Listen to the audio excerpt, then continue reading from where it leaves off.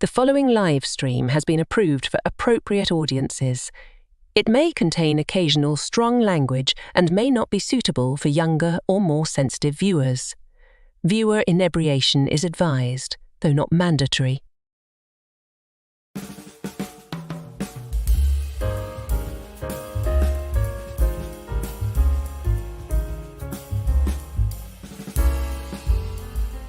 Good evening, happy Friday, and welcome to Last Call, where this week we're sort of doing the opposite take on the Geeky Geezers convention of the good old days, where we talk about entertainment from our younger days that we remember fondly and we want to share with you, sort of as an opposition to the trash the entertainment industry is shoveling at us now. Tonight, we're going to talk about some things we remember fondly, but wouldn't recommend now because they really don't hold up upon revisiting. Yes, we viewed them through rose-colored glasses when we were young, but wouldn't expect you to have the same experience. So top off your glasses, get comfortable, tell me what you're sipping on in the chat, and we'll get this Canarble Wagon rolling right now.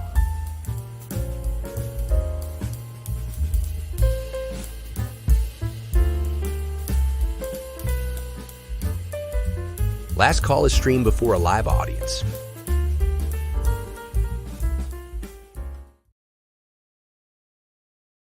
I guess I should add myself to my own stream, huh? Salute and welcome. Good to see y'all. Yeah, some of you here really, really early. Let me start with, of course, the first one that I saw, Curtis Selby. Salute. Thank you so much for being here, my friend. You are a good friend. I appreciate it. And my co-host, Sage Boomer. Wow, you're not usually so early on the chat. Let's get you in here. How you doing, my friend? What you sipping on? I have an unsweetened iced tea, and I'm doing okay. It's interesting. I have a suspicion I'm going to argue one of yours, and you're going to argue one of mine tonight. So it'll be interesting when we get to them. Don't know if okay. I think arguing might be a bit strong. Might be too wide a point. Maybe disagree. Yeah, that's fine. That might be a better word. I definitely feel like these are entirely personal preferences, and you're allowed to have a different preference. But my thought was Geeky Geezers is, hey, here's this movie series, this TV series, game, whatever, that we love so much. We really believe it's good enough that you would enjoy it too. Some of these things were, I loved these as kids. Watched them when I got older and realized they're not quite as good as I remember. I'm not sure I could, necessarily recommend them. Anyway. Let's say hi to everybody. So if you're drinking unsweetened tea, that's low octane for you. Does that mean you got to work tomorrow? Yes, I do. Okay. Because it's a certainty. It's a certainty. It is a certainty. Ha. Lady Mist, welcome. Good to see you. And of course, Big Al. Hello, my friends. Have a great stream. Have a great weekend. You usually say, like, you just dropped something, and I know you just had a live stream. I hope that went well for you. But I thought you just had a recent review go up, too. Anyway, check out Big Al's channel. Be subscribed to him, hit that notification bell, and you'll know when he when he goes live. Because, Deleted Scenes just came from there, too. It was a Films with Friends raid. Welcome, Vasalub. Thank you so much for being here, my friend. One of the VIPs in my memberships. Thank you so much. I will be the same age as Elvis when he died on Tuesday. I don't remember how old he was. I would have to do maths to figure that out. He was in his 40s, wasn't he? Alexa, how old was Elvis Presley when he died? Elvis Presley died at 42 years old in 1977. I thought it was 42, but I wanted to double check. Yeah. 77, the year after my brother was born. Yeah, I should be able to remember that now. Same amount of days lived. Well, don't stop where he did. Keep going, my friend. Let's see. 42, you're still young. Jeez. Elvis was so young, too, when he died. Damn. He seemed like an old man when I was a kid in 77. I was only, everyone 6 years old. Everyone in their 40s seems like an old man when you're a kid. Yeah, pretty much. That's David Pensek. Middle-aged, anyway. Yeah, for sure. Good evening. Last call with Troy Pacelli and Agent Boomer. Welcome, David. Good to see you. Enigma Severus. Good to see you, my friend. We just had a great little sit down with him over on Netters Network last night, finding out all about his channel, finding out about his time as a teacher. He is a teacher by profession. He is also an author with a book coming out that we'll be talking more about when it does come out. Looking forward to that. Keely Chow, welcome. Says, hey, everybody, and hey to Keely Chow. Of course, the bird woman of YouTube, Connie Cleary, regular here. Good to see you, my friend. Let's see. Sir Torrin Clegane, who will be joining me on Monday night for Last Call's Monday Night at the Movies. We are doing a double feature of the same movie. Just two different versions of the movie. The producers, Mel Brooks film. First one was with Zero Mostel and Gene Wilder, and the remake was with Matthew Broderick and Nathan Lane. That's going to be a lot of fun. Looking forward to that, Sir Torrin. And of course, Netter of Netters Network. Hello, love of my life. I love you too, my dear. Let's get you in here and find out, what are you sipping on, my dear? I am sipping on a Meyer brand sparkling waterberry that I hadn't opened yet, so I have now. She's free to drink when she wants. She just doesn't want very often. She leaves the booze to me, I suppose. Well, I'd have Kahlua and But you just hiccuped. because my thing is what do you call it? Carbonated. Yeah. I drink Kahlua and cream, but we don't have any cream. We don't have any. We're going shopping tomorrow, so we can certainly pick that up tomorrow. Final Fantasy Fan 012. Hey, everybody. Welcome, my friend. It's good to see you here. As is Tim Hayes. What's up, Papa Pacelli? Yeah, thanks for being here, my friend. It's been a brutal week, so I'm looking forward to burning off a little steam, having some drinks with all of you. Super looking forward to it. Jesse Guajardo. Hey, guys. Salute, my friend. Tim says, let's call it Troy Pacelli. You need to change it to, if you don't like the show, jog on. No, I don't care. If you don't like it and you're still going to sit here, give me watch hours, I'm still fine with that. Whatever. Please yourself, really. Oh. Some people like being miserable. What? Yes. Speaking of miserable, Uh-oh.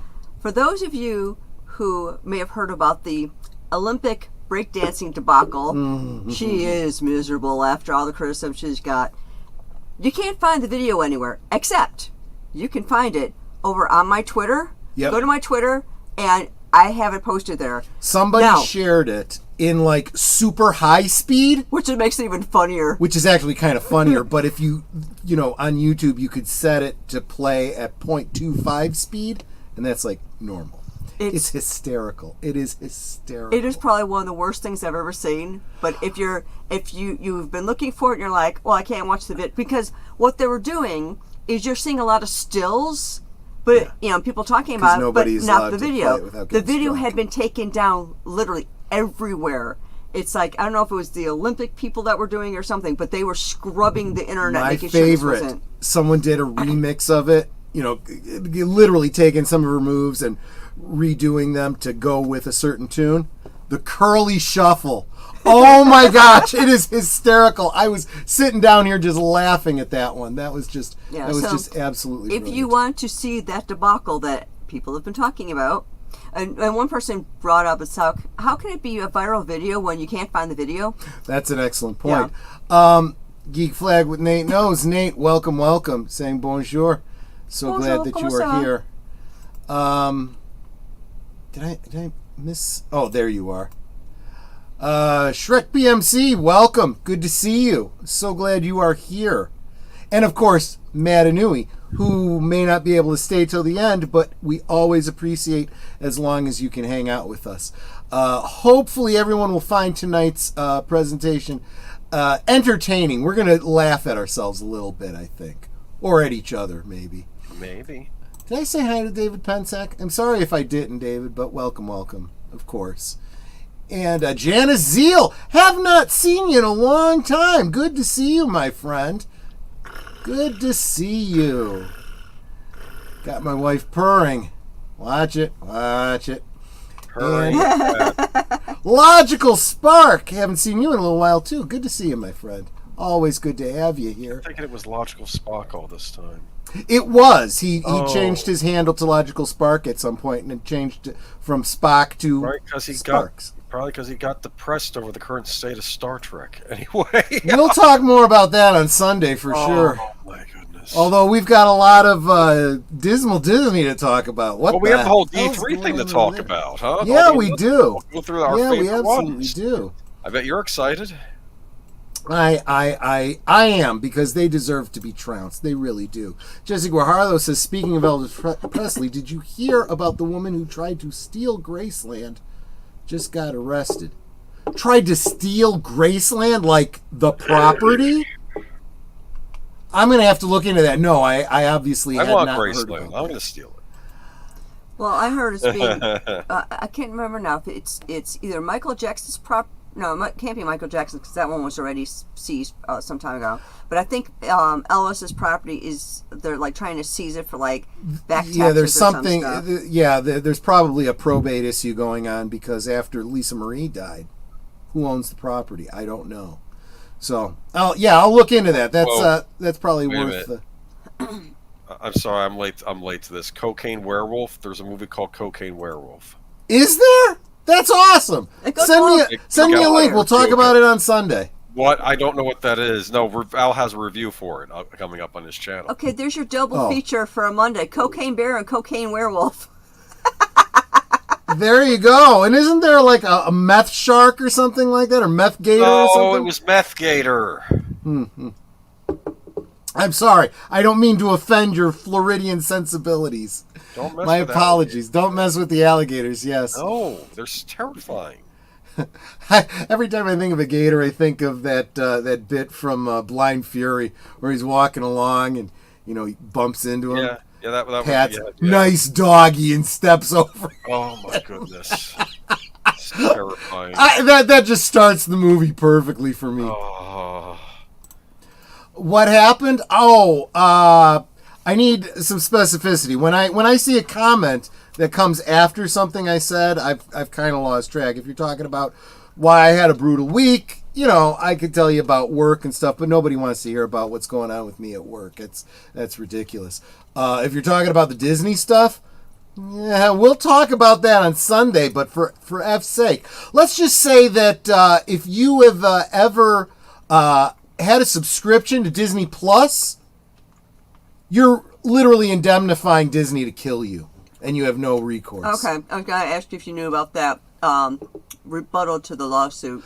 I was following Barnes and David Freiheit's commentary on it. That's we'll talk more about that on Sunday. I don't want to go too far down that I was rabbit appalled when I saw that. Please yourself. This is a family show. Well, that's one of those Britishisms. It sounds dirty and American, doesn't it?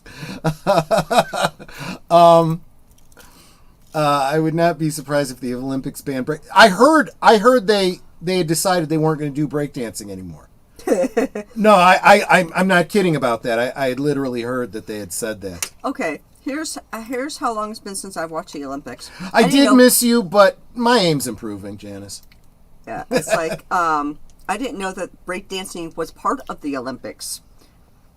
I mean, the last time I watched the Olympics, I think it was something new, and you would watch things like running and tumbling and actual sports. Dad Man Walking, good evening. Can't stay out for an 8 p.m. movie with the missus. Have a great stream. Well, I hope you have a great one. Date night with your wife. That's awesome, man. Reviews for, Cocaine Werewolf and Alien Romulus. Oh, I should have known you'd have done Alien Romulus. Yeah. He announced that on my stream. Right. And I think that catches me up. I think I've hit all of you. Don't know. Okay, you guys are talking amongst yourself. Awesome. Okay, guys. So yeah, let's talk about Memphis, Elvis, the Beatles and the Rolling Stones. Yeah. Well, no, I don't have those on my scorecard. You might, Boomer. No. But we are going to talk about the Not so good old days. Well, I was going to say good old days as we remembered them until we took a look back again. It ain't as good as you remember. That's the It ain't as good subtitle. as I remember, yeah. But we'll start with your picks. Speed Racer and Battle of the Planets. So What? yeah, okay. So let's back up. I know that I probably have some folks here in the chat who are anime fans, right? Well, as a little kid in the 70s, my only experience with any kind of Japanese anime was Speed Racer and Battle of the Planets. And Battle of the Planets was specifically a Western edited, localized version of Gotcha Man. Gotcha Man. That's what it was, right. Now, you also have to remember that as far as, okay, so Speed Racer. Let's start with that one. I loved it, right? I mean, when I say I loved Theme song. yes, as a kid. Oh, come on. The theme song. Here Every he song. comes, here comes Speed Racer. He's a demon on wheels. He's a demon and he's gonna be chasing after someone. The Japanese version also had a song that sounded similar too, except it was Really? Mahi Go Go, Mahi Go Go Go instead of Go Speed Racer Go. Really? Same Go, melody? Go. Same melody, I believe so. That's I pretty believe so. cool. That is believe so. actually pretty cool. He's a demon and he's gonna be chasing after someone. He's coming at you, so you better look alive. He's coming at you in his powerful Mach 5. And when the odds are against you and there's dangerous work to do, you bet your life, Speed Racer, he'll see it through. Go, Speed Racer, go, Speed Racer, go, Speed Racer, go! Yeah, I obviously watched it. I obviously loved it as a kid. Got it, the whole collection on DVD. Now, these are the Americanized versions that I grew up with.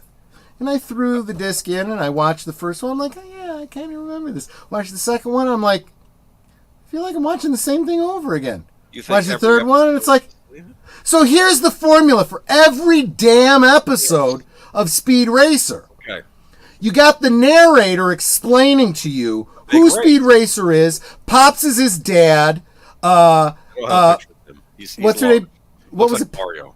Trixie. Trixie Wright, who was his, what was it, girlfriend, sister? I don't even freaking remember Girlfriend! anymore. Okay, great. Not his sister. Oh my goodness. Well, it was all real, platonic and everything because Yes, it was the 60s or Yeah. I think that's when it comes from. It came out in the 60s. I watched it in the 70s. They Right. probably didn't want to have him, doing. Right. Racer X, of course, being his brother. Every time he was in a race, and Professor X, Racer X was there, the announcer had to say who Speed doesn't know is his long lost brother, whatever his brother's Rex. Racer. Rex X. Yeah, that Rex, makes sense. What does Rex mean? Rex means king Racer. Right. There you go. Yes. And of course, his father, his younger brother.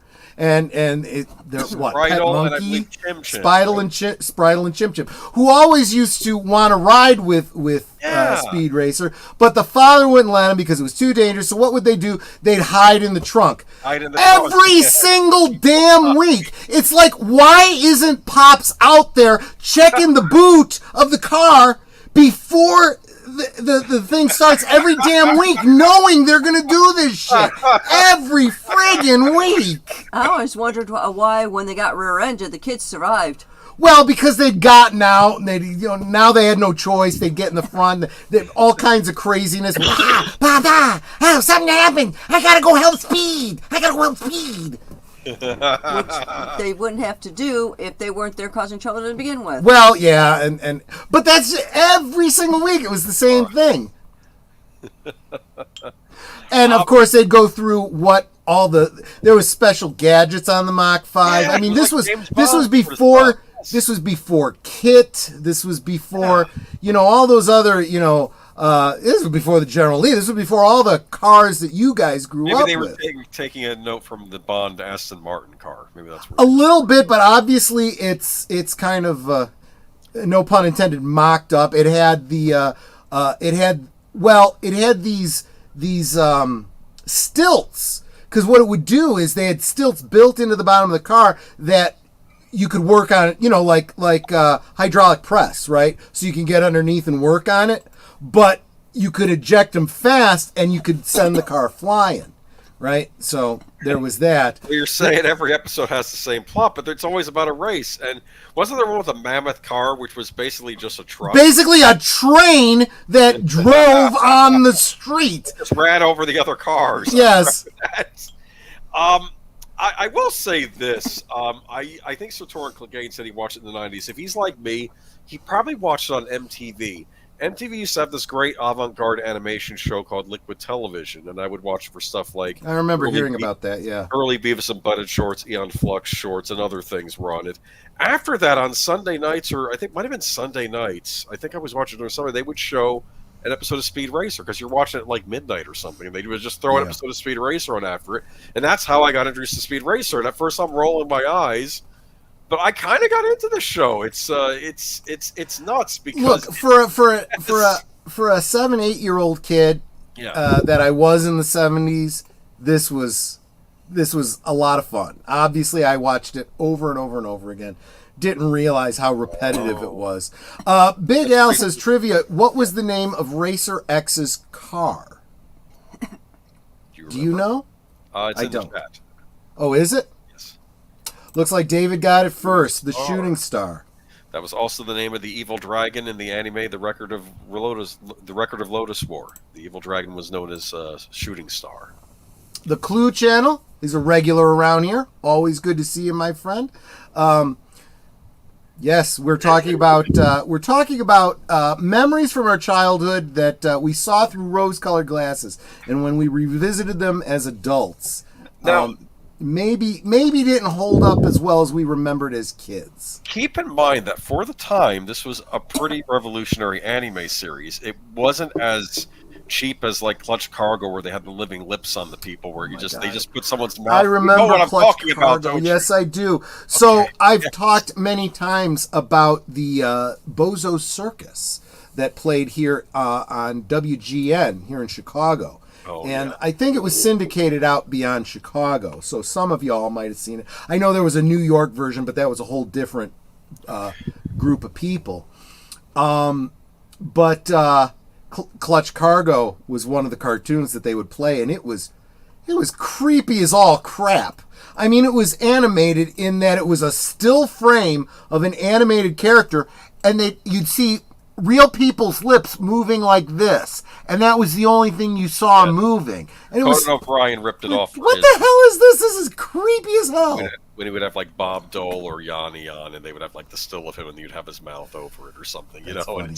That is funny. Yeah. But this was, I guess, a big anime that was on TV in America during the 70s, and another one was... Yeah, Battle of the Planets. Now, at the time, I responded to this so well because I saw it very much as kind of a Star Wars analog, and I think that's how they were playing it here in the West. Right, that's how they were playing it here in the West. This is not the show in Japan. So... be clear that we are talking about the American adaptations of these shows, not necessarily the Japanese. And this one, I don't know too much about, to what degree, if any, Speed Racer differed from the Japanese version. But I am now aware of the differences with Battle of the Planets. Now, it was cool in the whole Star Wars sense. You had your Luke Skywalker-esque character, you had your Princess Leia-esque character, you had your Han Solo type of character. You also had the kid sidekick. Casey Kasem? He was one of the Yes. So that was another thing. Casey Kasem voiced the narrator character 7 Zark 7. A droid that they created, I believe, here in the West. For one thing, to kind of make it more like piggyback on the R2-D2 kind of thing. But also, to fill in the blanks, because there was a lot of stuff they edited out of this cartoon that was considered not exactly friendly to children here in the West. Oh, Geek Flex says because the Japanese version of Battle Planets, there was no 7 Zark 7. Gotcha. Exactly right. This would happen a lot with anime that was brought over here. Robotech was famous for being fairly different than the Japanese original. For starters, he combined three different animes that were not related to each other and made it all into Robotech.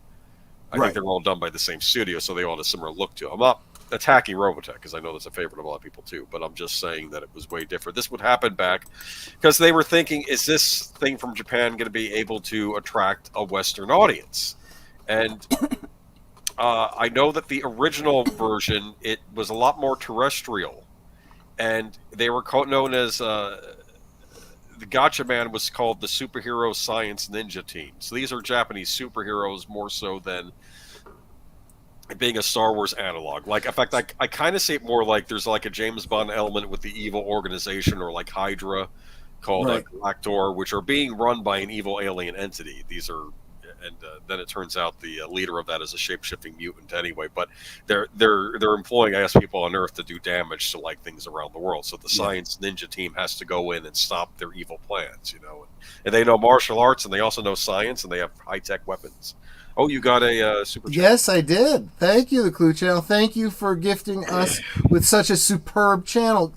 Dude, thank you so much for gifting me with your fellowship and your patronage. And let's face it, you are. I should be thanking you for making this channel happen. Thank you. You are a regular here. You are a member, and now here you're dropping a super chat. I don't remember her having a skirt like that in the cartoon, but nice. That's a nice action figure, huh? You can buy. Apparently, it's $80 though. It's more. Oh, yeah, that's a little more than I. It looks nice though, huh? And that's Sue the Condor. What was she known in the American version? She was like a princess. We see the Princess Leia analog. Is that? Yeah, I don't remember the character's name. I remember there was Mark and Jason. Yeah. And I don't remember all of their names.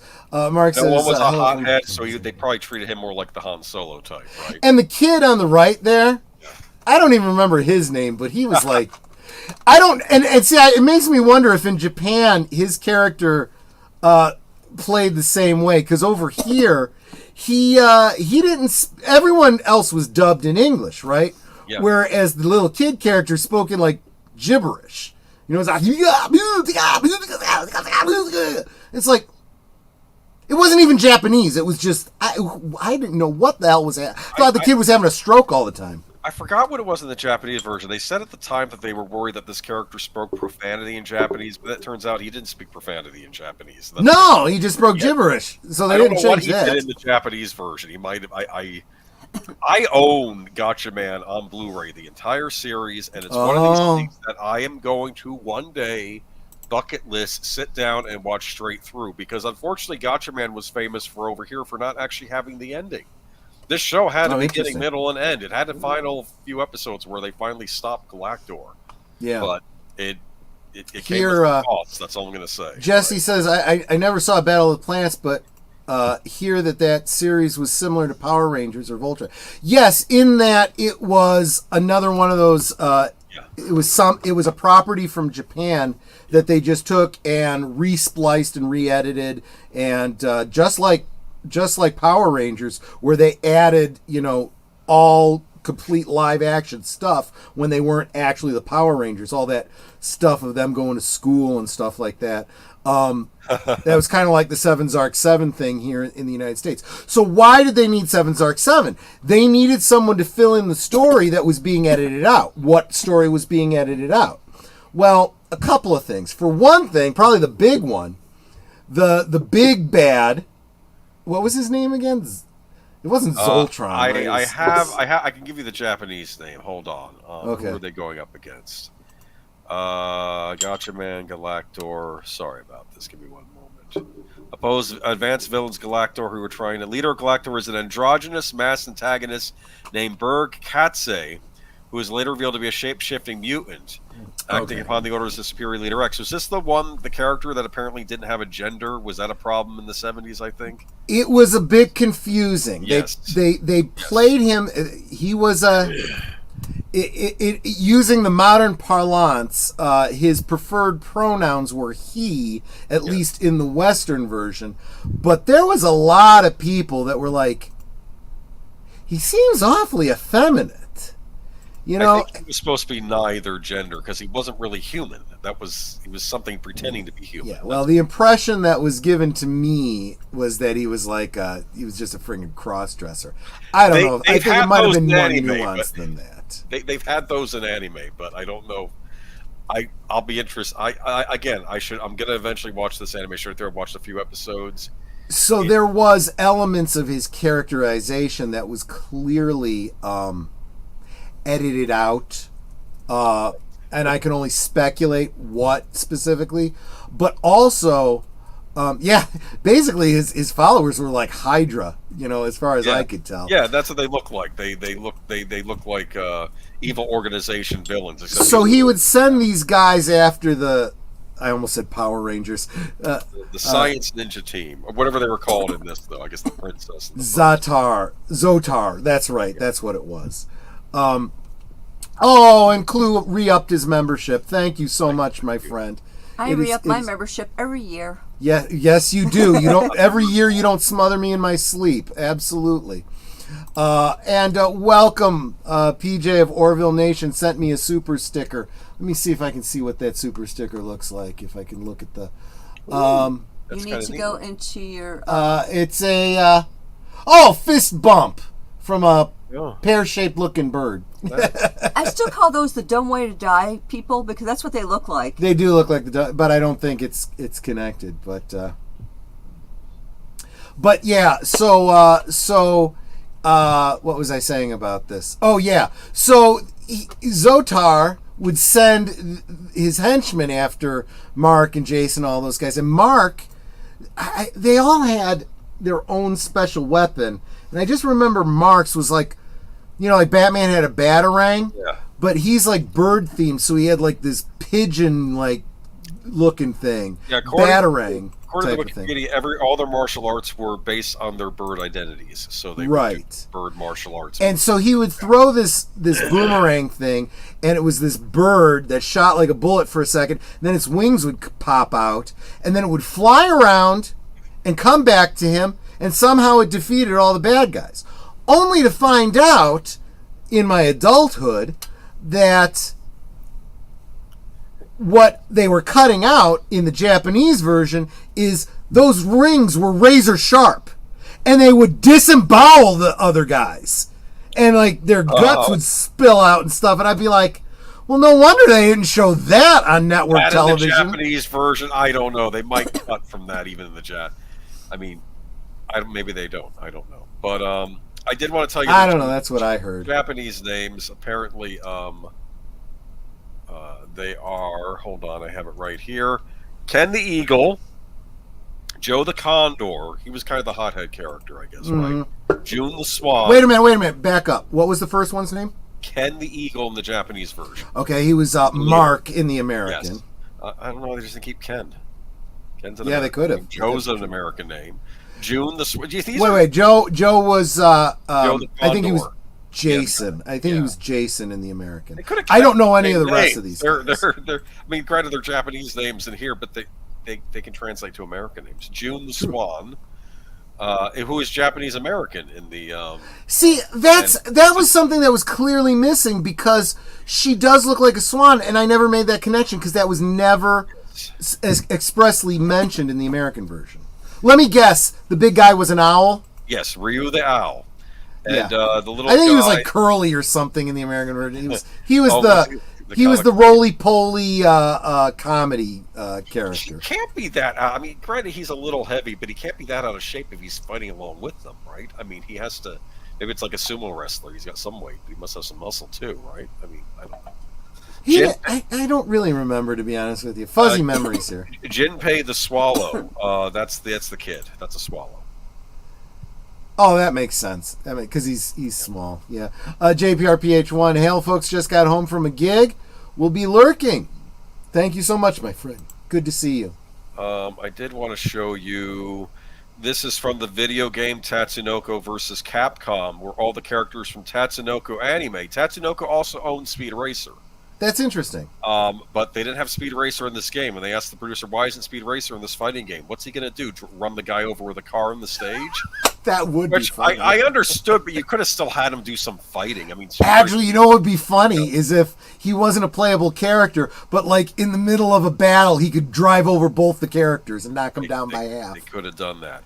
We almost didn't get this game in the United States because, unfortunately, over here, anime is licensing is different than it is in Japan. So other companies own the rights to some of these Tatsunoko characters. But what Capcom did, which was neat, they actually made an American version where they took out some of the characters that couldn't be used and they added other characters. So you actually got more Gotcha Man characters in this version. But there is June the Swan, and she's fighting from the anime side, fighting Morrigan, the succubus, from the Capcom video game side. Yes, there's a succubus character in Capcom. She's from the horror fighting game called Darkstalkers. Had like a Frankenstein and a Dracula analog in it. This is the succubus. But Samuel says, I'm going to be that guy. Joseph was an anglicized Hebrew name. Yeah, that makes perfect sense. And welcome, by the way, Samuel. Jesse Guajardo says, I find it interesting that there are a lot of team-based anime series like Sailor Moon, Voltron, Ronin Warriors, and Cyborg. Look, let me tell you something. This was the other thing that was a plus for Battle of the Planets. If you had like a bunch of kids in your grade school that also watched it, you could choose different characters and you could play, Battle of the Planets. Of course, then you'd have to rope in a girl to play the Swan character. Did they have action figures for this in the 70s? They did not. And see, so this was really when I started. Figures. I started to thinking about how could I customize Star Wars, like turn Luke Skywalker into, Mark or whatever, and I just didn't have the wherewithal and the skill as a kid. Nowadays, I wouldn't have to. There's custom stuff out there these days. But I did want to make a point. Do you see this cover right here, Troy? This is from the DVD re-release of Gotcha Man. Mm-hmm. I don't know if these were commissioned specifically for these re-releases or if they just took the art, but Alex Ross. I was just going to say, I knew Alex Ross had done some artwork. Huge fan of Gotcha Man. And, of course, we know him from doing stuff, a lot of DC Comics characters, also some Marvel. He's the one, you know his artwork because he does very photorealistic artwork, yeah.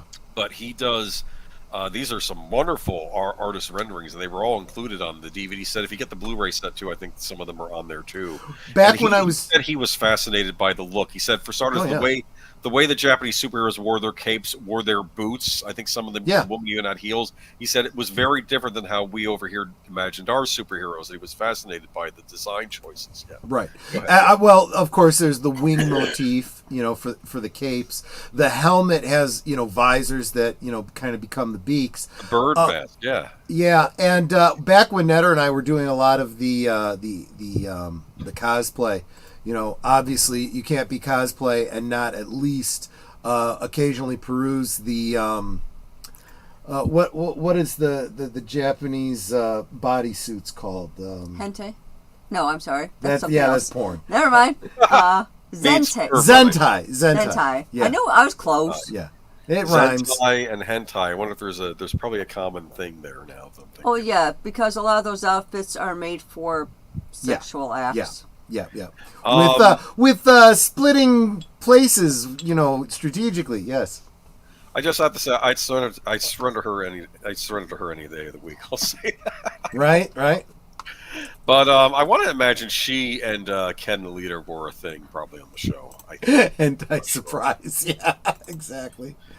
But all of that stuff would have totally gone over my head as a kid. Didn't know anything about any of that. What was your initial problem with this now watching again or thinking back on it? Was it too much like Star Wars? Is that what the problem was? Actually, that was the thing that attracted me to it as a kid.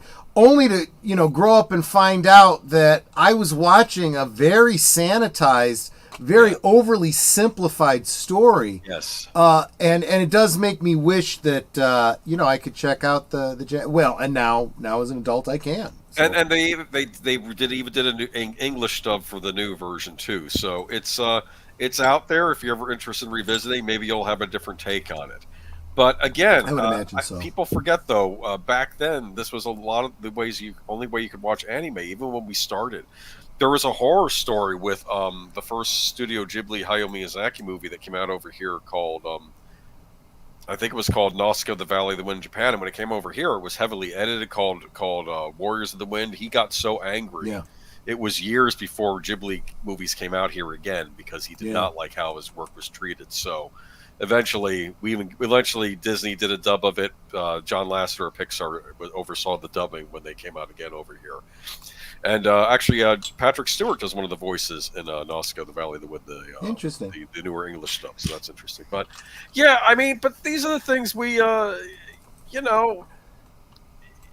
trouble is you would get this would happen with foreign movies all the time. They would get cut. You'd get different American cuts. I have this happen with a lot of Italian movies I like.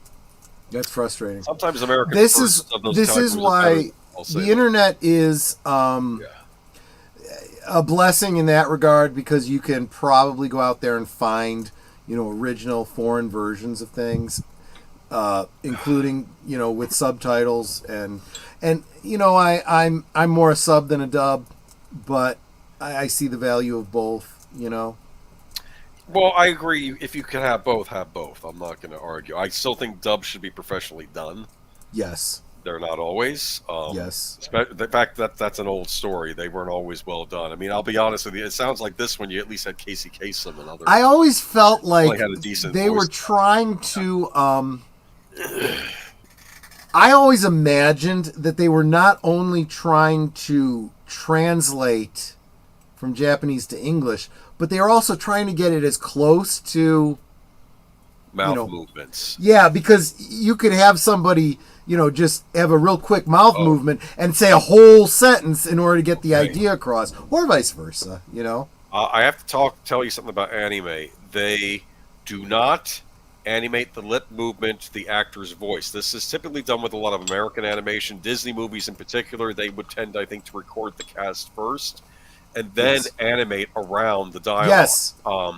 They still, to this day, do that. Yes. This was only done once, I believe. Maybe they're doing it more now, but I know back in the day they did it. They did it once, though, with an anime, and that was the famous anime film Akira. Yes. They actually did record all the dialogue first, and then they did animate the Japanese dialogue around the movement around the Japanese dialogue for Akira, but that typically was not the place. I kind of treat it like a lot of the time, a lot of these Italian movies I like too, they're often dubbed, whether it's English or Italian or whatever language they're dubbing it into, it's dubbed after the fact, not during the performance. See, that's, you make a great point that would have totally gone over my head as a kid. Yeah. If you pay attention to the lip movements in these the animation in these cartoons were very simple. Yes. They were better than, like, for example, the Marvel superheroes cartoons from the 70s, which were literally nothing more than motion comics, where there was no movement. You would just have a static Spider-Man moving across the screen against the backdrop, These guys were animated. You've seen anime. But it wasn't like American animation that struck for more fluidity. But the lip movements were very simple. It would be ooh, eh, and you didn't actually see the individual lip movements of the words. I always assumed that was because they were matching the Japanese and not the English. That may not be. They were just being very simplified and not literally showing you, the mouth movements of every single word. Yeah. So this is one that I'm not necessarily recommending the American version of Battle of the Planets to you, but I can't speak to the original Japanese, and I'm going to have to look into it. Apparently there was a live-action Japanese movie made, like, a few years ago, too. Wow! That might be really interesting. I'm curious about it. That's also Japanese actors, but I'm curious about that one, yeah. But I'll remove this if you want to move along. Do you want to move along? This Yeah, is yeah, part yeah. one of yours, but we were going to move along to Yeah, sure. Yeah. Filmation's Shazam ISIS Hour. Yeah, if I had been thinking before we started, I would have had, but that's okay. You've got it up here What? anyway, because I've What? got my copy of this on DVD. They came separately. You had to get them separately. I Right. think it was separate. It was Shazam, and it was the Secrets of ISIS, I believe is what it was. Yes, we'll get to that in a second. Yeah. But yeah, so the 70s was a very interesting time for a kid and live action superheroes, right? Now, I've talked about, and we've even done rewatches of some of the Marvel stories, right? The Nicholas Hammond Spider-Man, the Lou Ferrigno Incredible Hulk, with Bill Bixby as David Banner. Wonder Woman. But then on the DC side, you had Wonder Woman, Yeah. which is probably the biggest one that people think of. And on the But Marvel side, you people also have the don't- Doctor Strange pilot. I'm kidding. Yeah, we did a rewatch of that. That was. If I had a higher opinion of that as a kid, that probably would have made this list, but it wasn't. That was just something I just had to have in my collection for the Yeah, future. can I bring up a point? I should have done this at the beginning of the stream. This is, before you attack Troy or for any of our choices, this is a very difficult list to make because it has to be something that you liked as a kid and that as an adult you think maybe that wasn't so good. Maybe And that's not, yes. hard. It is hard to do that because you think that when you were a kid you knew well enough, I like it or I don't. I like it or I don't. And it's very hard And to find the these truth things. is, I did like it as a kid, but when you look at it again as an adult, with adult sensibilities, okay, so Billy Batson, right? We all know the story of Captain Marvel, and yes, it was Captain Marvel, right? We won't even get into all the rights related and Marvel Comics and all that kind of stuff. But it was Captain Marvel, and every episode started out with the announcer, talking about the origin story of how Billy Batson, discovered, met the wizard Shazam, who, said, say my name and you will, be granted the powers of. Let me see if I can remember this. It was Solomon, Hercules, Achilles, Zeus, and Mercury. I think that's who it was. And these were the ancients, and there was some sort of a weird light ball computer thing. I don't really remember what that was all about. But the basic origin story of Billy Batson and Shazam and Captain Marvel, spot on. But the connective tissue of the story was that he traveled around in a Winnebago with this old man that he called Mentor. He didn't have a name. He was just Mentor. And they traveled the highways and byways of the country, righting wrongs and this and that. And every episode ended with, a moral, being friends to those who had no friends. That's right. Yeah, don't be a bully. Don't do drugs. That kind of stuff. But yes, Electro Woman and Dyna Girl. But that one does not make the list because I think that one still holds up. It was a farce, just like the Adam West Batman. In fact, it was a direct homage to the Adam West Batman. So that one still holds up. But Dinah Shore, I believe, was in that. Now that's when he turns into Shazam. This is the actor who played him. Was this? Now you said they had There was two actors. Two right? different actors, This is right? the original actor, I Yes. guess? Okay, Yes. yes. Because he really did. He looked like, he had that 70s haircut. But other than that, the costume and the build was just spot on. I thought that was perfect. He's got the superhero face and all that, yeah. But there is still a lot of debate over what happened in the second season. Someone said that, I think Filmation said he didn't show up or something. And so they canned him and got someone else. And he was just late to set because he had a back injury from one of his stunts or something like that. I don't know. The stories go back and forth, but the guy they replaced him with was really dumpy looking and was not did not look like a Marvel, that's for sure. Yeah, that's the problem. I mean, I haven't seen the second Shazam movie, but I know in the first one, all the kids become their superhero selves. They're all very fit looking. Yes. They got fit looking actors play their adult selves. Yeah. And the flying effects were very similar to the George Reeves Superman. They used the same kind of composite thing where he was like on some sort of a board or something and probably against a green screen or a blue screen or something. They superimposed him over some moving background or whatever. Look at that, though. He would even take off like George Reeve, the running jump and stuff. Were there any Shazam villains on this show?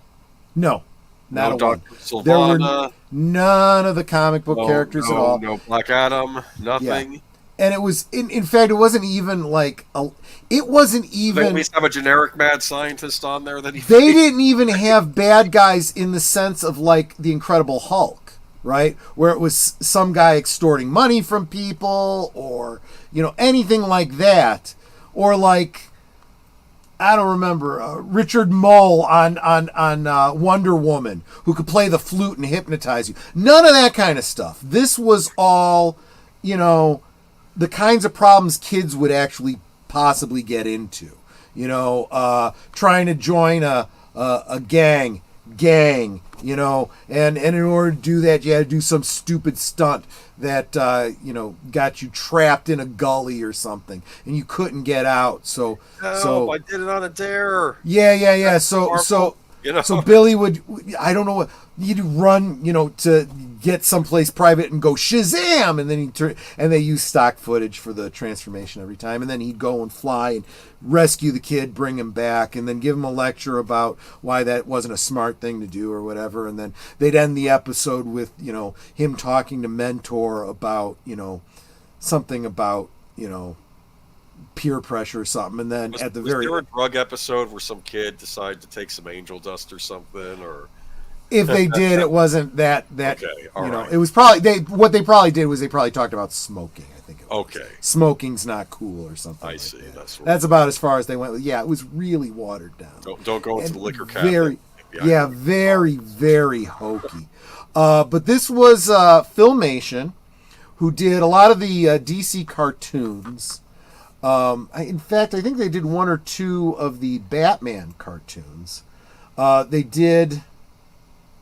Did they work in conjunction with Hanna-Barbera on those Super Friends? I think so. I think they did. In fact, there's a Batman series I think was made either in the 60s or early 70s, which I've been meaning to check out because it might even have Adam West as the voice on it, and I've always meant to look into it. Yeah, because it was a cartoon series. It definitely was homaging the Adam West Batman, although they clearly didn't have the rights to all of the character likenesses. Okay. Which is where you end up getting some weird looking like styles for Catwoman and Riddler. They use the characters, but their costumes are unique to these cartoons. So. Interesting, because I know on Batman the Animated Series, the Riddler first starts out with actually a rather cool outfit where he's wearing like a green suit and he has like a tie with a question mark, kind of a bowler hat. Yeah. But when they went to the second Batman Animated Series, he's looking more like the Frank Gorshin version. With the sure. So imagine that Frank Gorshin version, but in pink. I kid you not. Riddler's green, dude. I know, but the Filmation version was green. So, as a companion to Captain America, Captain Marvel, Captain Marvel, because you got to have a female character, right? But they didn't have the license for Wonder Woman, right? Because she was busy over on CBS, with Linda Carter. Sure. So they created their own completely new character. This was where the Isis character from DC Comics came from. She started out as a Filmation creation. Sort of like how Harley Quinn started out in Batman the Animated Series. Yes, exactly right.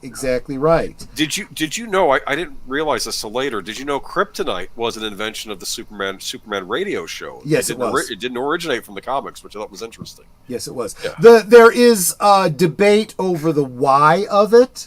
One of the legends is that the voice actor, and I'm forgetting who the voice actor was for Superman, just needed to take some time off.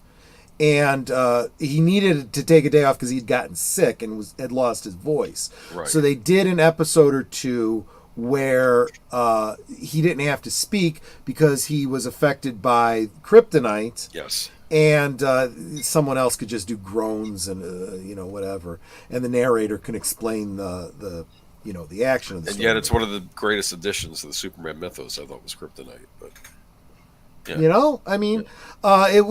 it's become iconic. Well, Isis kind of has as well. She has now become part of the Captain Marvel storyline, played by the absolutely lovely Joanna Cameron. wow. Just wow. Who also guested on an episode of the Nicholas Hammond Spider-Man. As who? Black Cat? No. Oh, okay. Because there were no other Spider-Man characters besides him, J. Jonah Jameson, Robbie Robertson. That was it. Now, here's what I want to say about the superhero. I don't believe that you need to necessarily always have the supervillain. Supervillains, yeah. Some of my favorite Batman the Animated Series episodes didn't necessarily feature a big villain, but I think you still need them to show up every so often just to make things interesting. Like, I think the Superboy show used to have them show up every so often. You'd get absolutely show up, or Lex Luthor. I think Lex Luthor's I know. Yeah, she passed away. I know. I think we did. I'm almost positive we did. Yeah, exactly. This is the out of shape Shazam. Yes, it was. He's the one. He's the lucky one that got to star alongside Joanna Cameron more often. I understand they had to replay the part, and I'm not picking on anyone's body size. I mean, goodness knows I could probably stand to go to the gym, but I'm just saying. Yeah, I mean, let's face it. I mean, he is in better shape than I am, so I'm not playing a superhero. You need to, and I'm not saying you have to be super buff, but you at least have to have like a Christopher Reeve style physique. You have to fit into the costume well. I get the distinct impression. How she looks. She's fine, but yeah, it's just. I get the impression of him that he was not planning to do this role originally, and he had to jump into it quickly. Yeah, that's exactly what I think. Probably some robber in the episode says, "Now you're playing Shazam. We lost the actor with the costume." Yeah, exactly. It does look like the exact same outfit, just a little bit tighter around the midsection. See, nowadays they might even have stuff to cover that up, like one of those padded things. Thank you, Sir Tor. What's Uncle Dudley doing with Isis? Yeah, exactly. He looks old. He looks too old. I mean, Shazam's supposed to be older, but I don't know. He has the hair at least. I'll say that. But yeah, exactly. No, just he's too.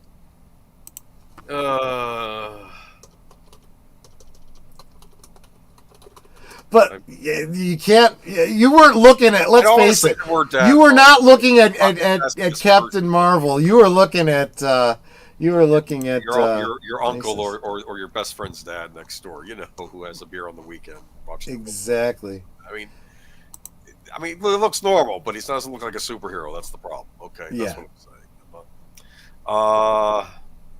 But yeah, Isis though, like an Egyptian thing going on there. Is that what that's all? Yeah. About? So the whole idea was that she was an archaeologist and a school teacher who, was on a dig, and again, this was another one where every single episode would start out with the origin story, so you could, you'd know right as soon as you start each show what it's all about. She found the necklace that she's wearing there, and it was supposed to be tied to the goddess Isis, and whenever she would like hold the necklace up to the sun, and say, "Oh, mighty Isis," it would basically just put her in the outfit. It's the same actress. She was, it was another one of those Superman, Clark Kent things. How does nobody ever know that she doesn't even have the benefit of glasses? It's just she's got a little green eye makeup and the outfit. I should actually have what she looks like. I should have had a picture of what she looked like. I think sometimes she did wear glasses and she had her hair pulled back in a bun.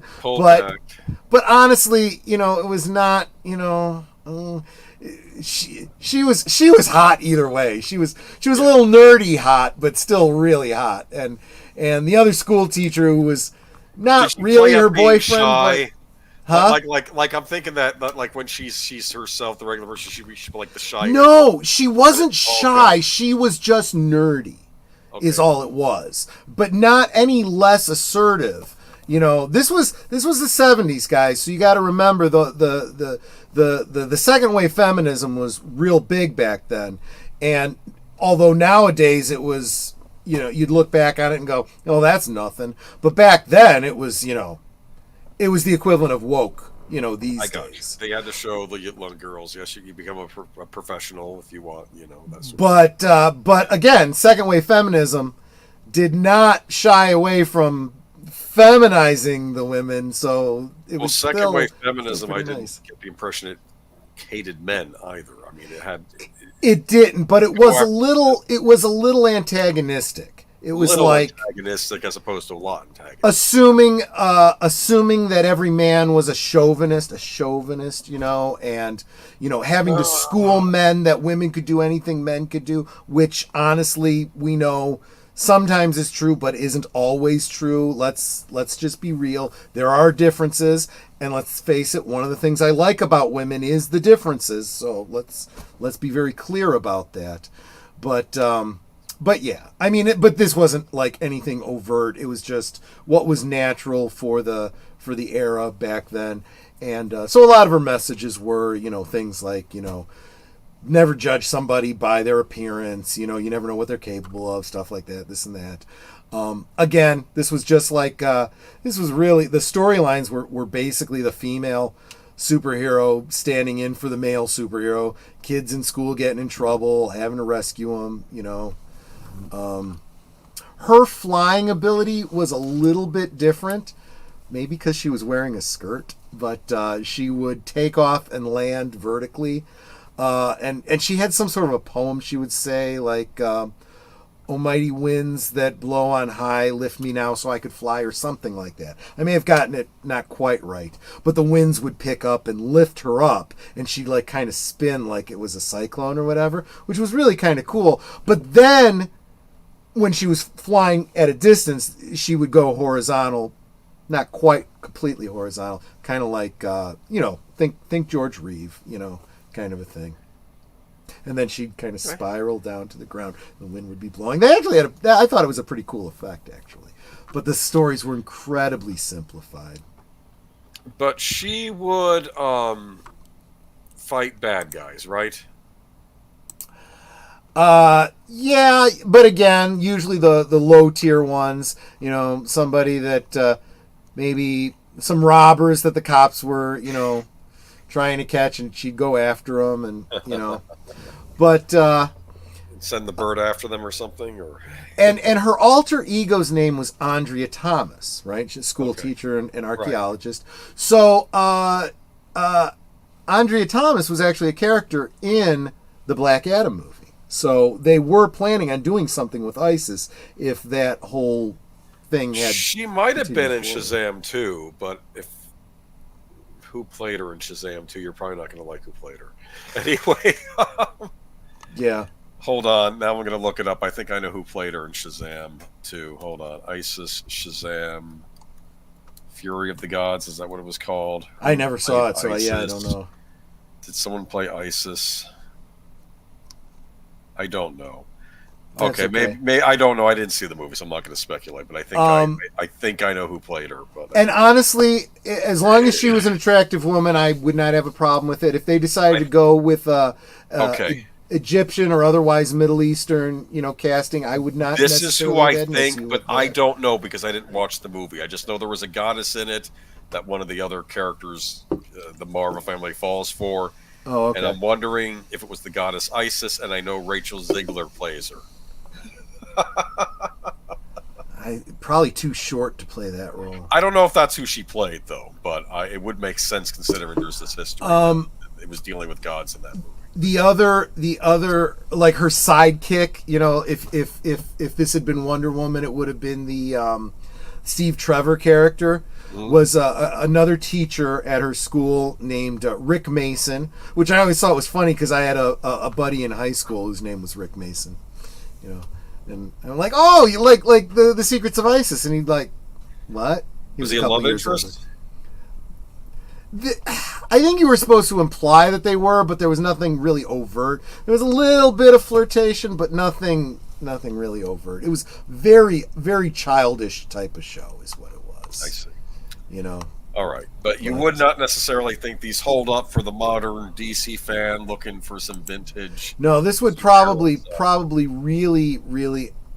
Oh, okay. I just found that. So the narrator would start out with this amulet. You and your descendants are empowered by the goddess Isis with the powers of the animals and the elements. You will soar as the falcon soars, run with the speed of the gazelles, and command the elements of sky and earth. 3,000 years later, a young science teacher dug up the lost treasure and found she was the heir to the secrets of Isis. And so, unknown to even her closest friends, Rick Mason and Cindy Lee, who was one of her students or teacher's assistants or whatever, she became a dual person. Andrea Thomas, teacher, and Isis, dedicated foe of evil, defender of the weak, champion of truth and justice. Okay. Yeah. Well, it sounds like as a kid this would have been exciting, especially if there were few other superhero options on TV. So. Yeah, and you know the other thing too is that Mego was a thing, and they were doing their world's greatest superheroes. They had the license to do the Marvel characters, basically all the Avengers and whatnot, and. The DC characters, basically all your Super Friends, Justice League type characters, which included Captain Marvel, and in the later waves when they started doing the female characters, Wonder Woman, Supergirl, Batgirl, Catwoman, they also got the rights to do Isis. That figure is actually still available today from Figures Toy Company. Sashi says she was the female version of the Phantom based on her abilities. Interesting. Yeah, kind of. Well, but the Phantom couldn't fly though. Isis was able to use winds to raise her aloft and whatnot. That's a cartoon. I'm desperate. I wish someone would release it on DVD or better yet Blu-ray. Would be Phantom 2040 from the 90s. That was a rather good animated show. It was character designs by the guy that did Aeon Flux, Peter Chung. He did the ad designs for it, and it was basically the Phantom descendant in a cyberpunk era environment. Like gotcha. Things have gone wrong, and so you'd have like robots and cyborgs and things, but it would be the Phantom of the future basically. So it was interesting. Interesting take on it. In fact, they had a lot of I think they even had some Star Trek TNG writers wrote some of the episodes of it. Wouldn't surprise me. Absolutely. So the Amityville Horror. Okay. It's not the first time we've talked about this. This is not the first time we've talked about this. So you have to remember that the Amityville Horror was first released in 1979, I think. 79, that late, 79, still a 70s movie. So you got to remember, this was little 8-year-old Troy, right? Who, of course, I didn't see it, then. I probably didn't see it until a couple years later. It was, and when it was on television. So originally I saw it as a television edit. So did I. So I'm assuming some of the most intense scenes were taken out of it.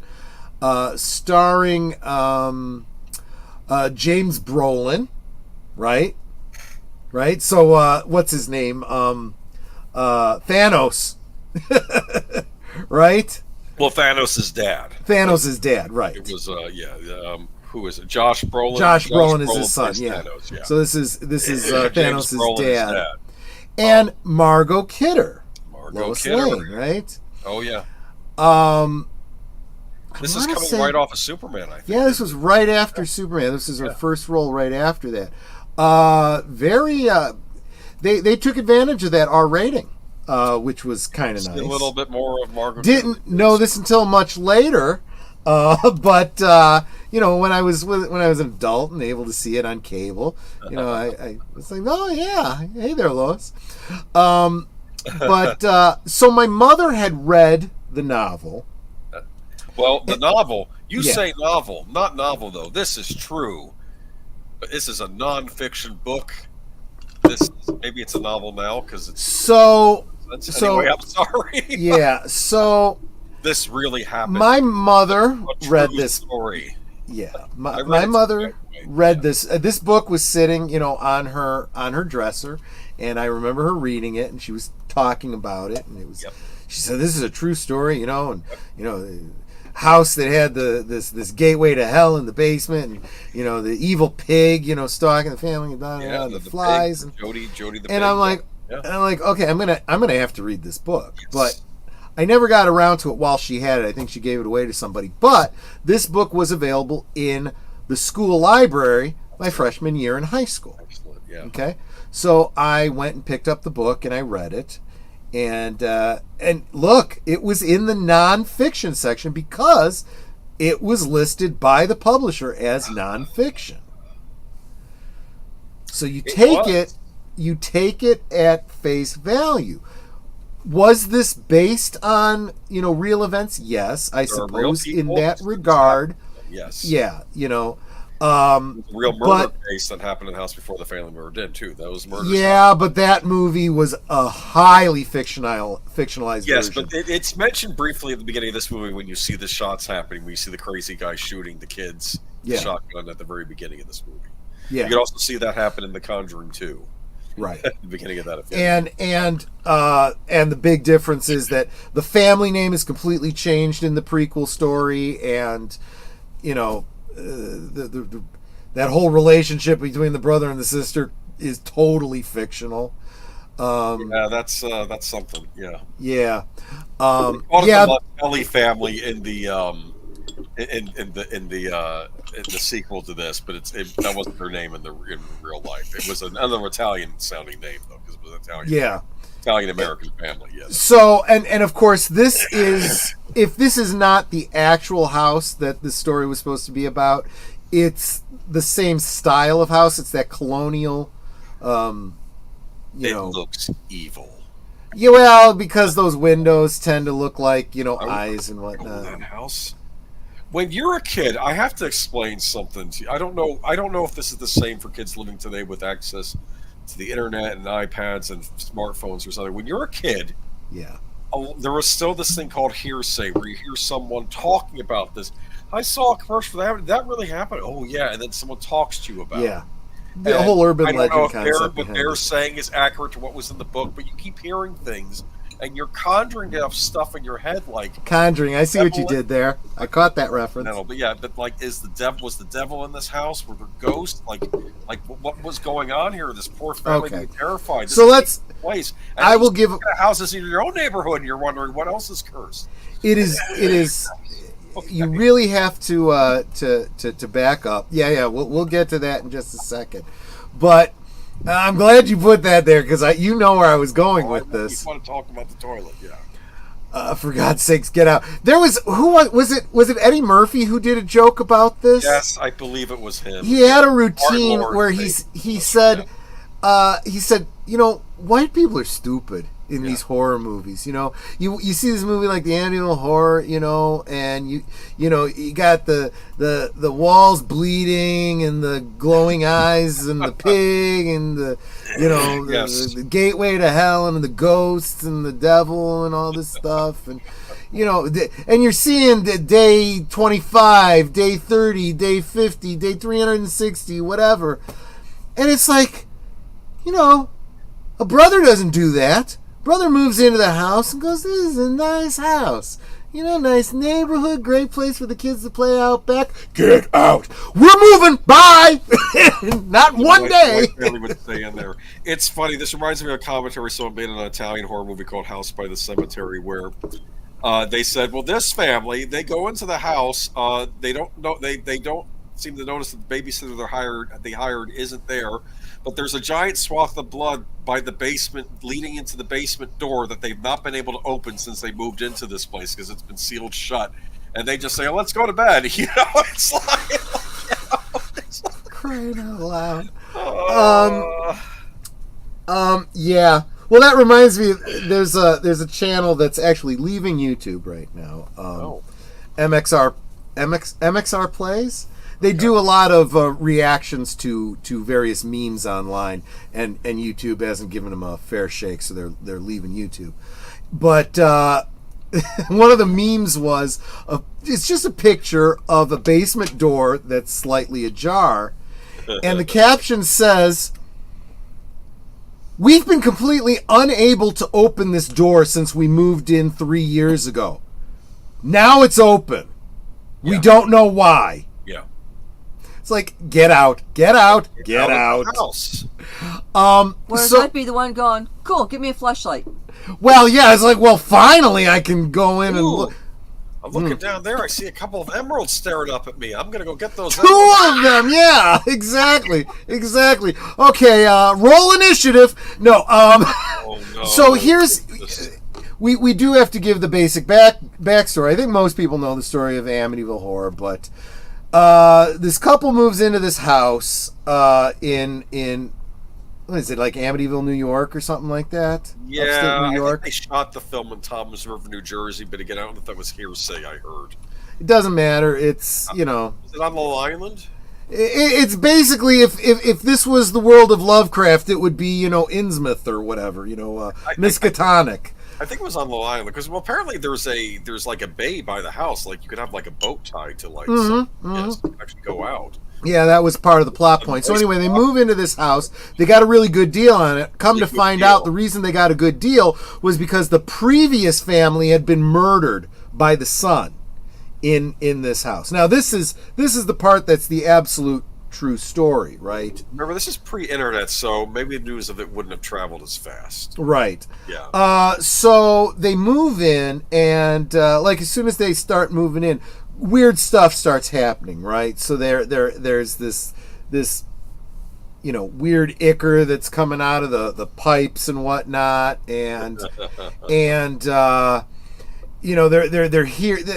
The husband's waking up at 3 a.m, and he goes downstairs to find that things have been rearranged. There's a statue of a lion that moves, and at one point it like jumps out and he trips over it, and then he realizes he's got bite marks like from the lion, on his leg and stuff like that. And he hears a marching band going through the living room, even though he never sees it. And you were showing the so after they're having all these problems, right, they call out a priest who comes to bless the place. He's in the front of the house, and he's getting sick because he's smelling like this offal, and there's flies gathering on the window, and then they start attacking him, and he runs out of the house, and he's trying to get away, and as he's driving, he hears a voice scream, "Get out!" Yeah, and out. It's like he gets in his car and drives away. The hood opens up, and he runs off the road because of it. Man. And that's from the book, and they said, yeah, I'm reading this book, this model of Ford, the hood flies up, and it says, but on the model of Ford you describe in the book, the hood opens the opposite way. Right. And then on a subsequent reprinting, they changed the model of the car. Yeah, exactly. There's a lot of that kind of stuff. You also would show they had a babysitter come to watch the kids one night, and she gets locked in a closet or something like that, and she can't get out, and her hands are bleeding trying to get out and stuff. She has the retainer on her mouth, and she's screaming, "Let me out!" And this little girl's like, it's like. The little girl is talking about an imaginary friend of hers named Jody. And the rocking chair is going back and forth. Yeah, and Jody she describes as a pig that walks on 2 legs with glowing red eyes. And at one point, the father's outside and looks up in the window and he sees the pig in the window and stuff. It's like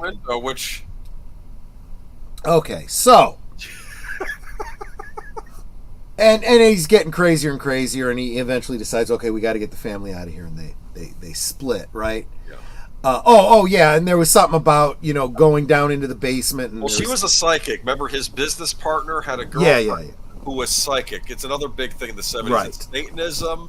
So they're really playing up the Catholic angle. Like I think like the aunt or something is a nun, and she throws up after leaving the house, and she can't go in there. He says, "I have to go," and it's like the priest doesn't like it. And then of course we also have the psychic angle. So she's in there. She's all into like I don't know. She's in the crystals and stuff. And she No, goes to the it was the son who had a drug problem and a gambling addiction, and yeah, it was pretty. They tried to play it because of this story. They retroactively said maybe he was possessed by the devil or something like that, and made a movie out of it. But it was just. And they made a point that the Josh Brolin character, or the James Brolin character, looked similar. Mr. Lutz, he looked similar to the guy that murdered the Which family. in reality is not true. Mr. Lutz did not look like anyone who was in the previous He played up in the family. movie, and they actually had James Brolin's brother play the guy that murdered the people at the beginning. Because Yes. he looked at James Brolin, so they which had, is clever casting for the story, but yeah. So okay, so we've got this whole story, right? And this scared the crap out of me. You got to remember, movies like this, the devil, possessions, hauntings, especially when they say it's based on a true story. Growing up Catholic, I took it as this was a true story, right? So it scared the crap out of me. Go ahead. Well, I was going to say only to find out as an adult. Well, the devil does exist, so they kind of have Right.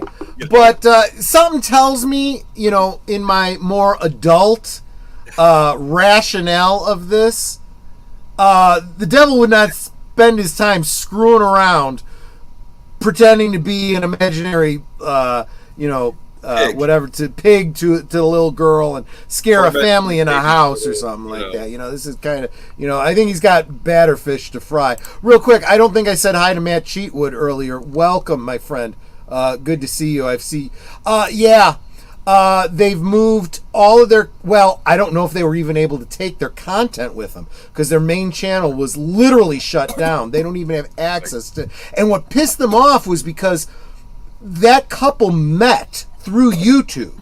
They both had channels, and they for came 10 years. For 10 years, and like they had their first date on a video and stuff, and they can't even get that video anymore. Well, that sucks. It's really bullshit, and they've gotten so many. They got the 3 strikes, and they got their channel shut down, and they were never told what the hell they did that was a strike. And it's just real bullshit. So they just moved to Patreon, and it's like for $5 a month you can subscribe to them. They're still there. Great couple. Great Korean couple. They're sweet kids. I wish them the best. Sorry, little tangent. But I can't even tell you go subscribe to them because they literally posted their last video on YouTube. If you are interested, go check them out on Patreon. Spend $5, see what their channel's like, and then decide whether you want to stick with them or not. Anyway, there's the axe getting a little Shining vibe going on here. Yeah, right. Yeah, a little derivative, right? Come on after this, but maybe they read the book. So yeah. So leave it on the toilet there for a second. Okay, so yeah, look at that. I told Netter about this movie, and I'm like, look, this was back when we were first married, living in our first apartment. And this was back when Blockbuster was a thing. Now, here's the thing. I had read the books years earlier. So she knows the story. Yeah. It's like, and I'm reasonably sure I had already seen the movie, but it's like I didn't remember I saw the movie because it'd been a while. So I was going through this phase where it was early in our marriage, right? So I was just trying to... I thought it would be sweet, and I still do believe this, letting Netter get to know me, right? And the things that I remember as a child, the movies I enjoyed, the places I used to go, stuff like that. I tell her stories, so she kind of got to know why I was the way I was. You know what I'm saying? And that came down to some of these scary movies, right? And one of them was we rented Amityville Horror. And I said, look, honey, I know you don't like horror movies, but watch this one with me. I think it's important that you understand, and I explained the whole Catholic thing and whatnot and why it had an impact on me. I said this was a very scary movie that really messed up my head. We'll sit together, we'll watch it. We'll pause it if we have to. That's a benefit that we have these days, right? We were halfway through this damn movie, and she says to me, "Are we at the scary part yet?" And I'm like, Honest, this scared the shit out of me as a kid. And I'm like, I couldn't tell you for the life of me what the scary thing was about this damn movie. Right? Now I realize when you watch a movie like this as an adult, okay, as a kid, a Catholic kid at that, the devil and the demon pig and the flies, right? As an adult homeowner, right? This family moved into a house with a septic problem, right? That was backing up, bleeding through the walls, sewage leaking from the walls, attracting flies. The priest comes to bless the house. He's getting sick from the smell of feces, so he gets sick on the way home, you know? And you find out there's a septic problem in the basement. That's the pit to hell, having to get the septic tank fixed. I'm like, these people bought a money pit and they sell it as a haunted house to get out of it and try to make some money on the side from their book. That's what this was. I'm like, bullshit. Oh, and don't even get me started. There was a remake to this with Ryan Reynolds. I watched that too. Yep. That sucked just as bad. And it was Ryan Reynolds. I like Ryan Reynolds. He had some funny lines in it, though. My favorite line was like, when he's visiting the doctor, he's out of the house. Oh, you feel fine. I mean, have you been taking any drugs? And he says, no, but I'm thinking about I'm thinking about it. Yeah, exactly. No, I'll tell you, the humor of Ryan Reynolds made that movie watchable, but it wasn't any scarier than this. This was not, well, it was scary to 8-year-old Troy, or, 11-year-old Troy. It was not scary to, 25-year-old Troy trying to watch it with Netter and saying this scared the crap out of me as a kid. And she's looking at me going, what was scary about this? I don't know. I don't know. Because I was wondering, well, maybe a remake of a bad movie will actually be good, but that didn't turn out to be the case. But what I also thought was interesting was Melissa George played the wife, and I've always had a bit of a screen crush on Melissa George. I don't know that name, and I do remember that. Was she a blonde? Blonde, yes, she was the blonde wife. Yeah, I remember the girl, the wife in that movie being attractive. I have a type. And then another actress I like, Rachel Nichols, played the babysitter, who was like the exact opposite of the babysitter from the original. Instead of the brace face, she was like the super hot. Oh yeah, that was babysitter. We did that. We went from realistic looking people to everybody was hot to now nobody is allowed to be hot. Yeah. Real quick, Samael must have been lurking for a while, dude. But welcome, thanks for being here. He said, I'm not "Jeannie's cleaning that toilet." Yeah, no shit. Oops, I didn't even realize I was making a pun. Samael, the infamous, says, I think Jeannie's channel is still up. Yes, I believe it is. But it's a gaming channel. It's a completely different shtick. In fact, for a while, we were watching her videos, and Netter was like, is she still with the dude, or did they break up? I'm like, no, this is her own channel. I said, I don't know what happened to his channel. Now we know. Now we know. Now, when we first started watching them... Henry is his name. Yeah, Henry. Right. When we first started watching them, I'm like, is that his sister? Let me tell you, she's a sweet-looking girl. She really is. And you know what? Go to their channel. Go to MXR Plays. Check out the last video they did, because they do play through a bit of their first date kind of a video, and they're laughing at how young they looked in that video. But she was like totes adorbs, and it sounded so much like me and Netter. Him saying, she was like so hot. I could not believe she was like into me. And she was a little starstruck because of his YouTube-y thing. They're kind of sharing where they were coming from on it. And it was just so damn adorable. It's definitely worth checking out. And he says, drive by like on the way to his own show. Yeah, make sure that, just do me a favor and encourage Samael by going to his channel and subscribing, because he's good people. He really is. Absolutely.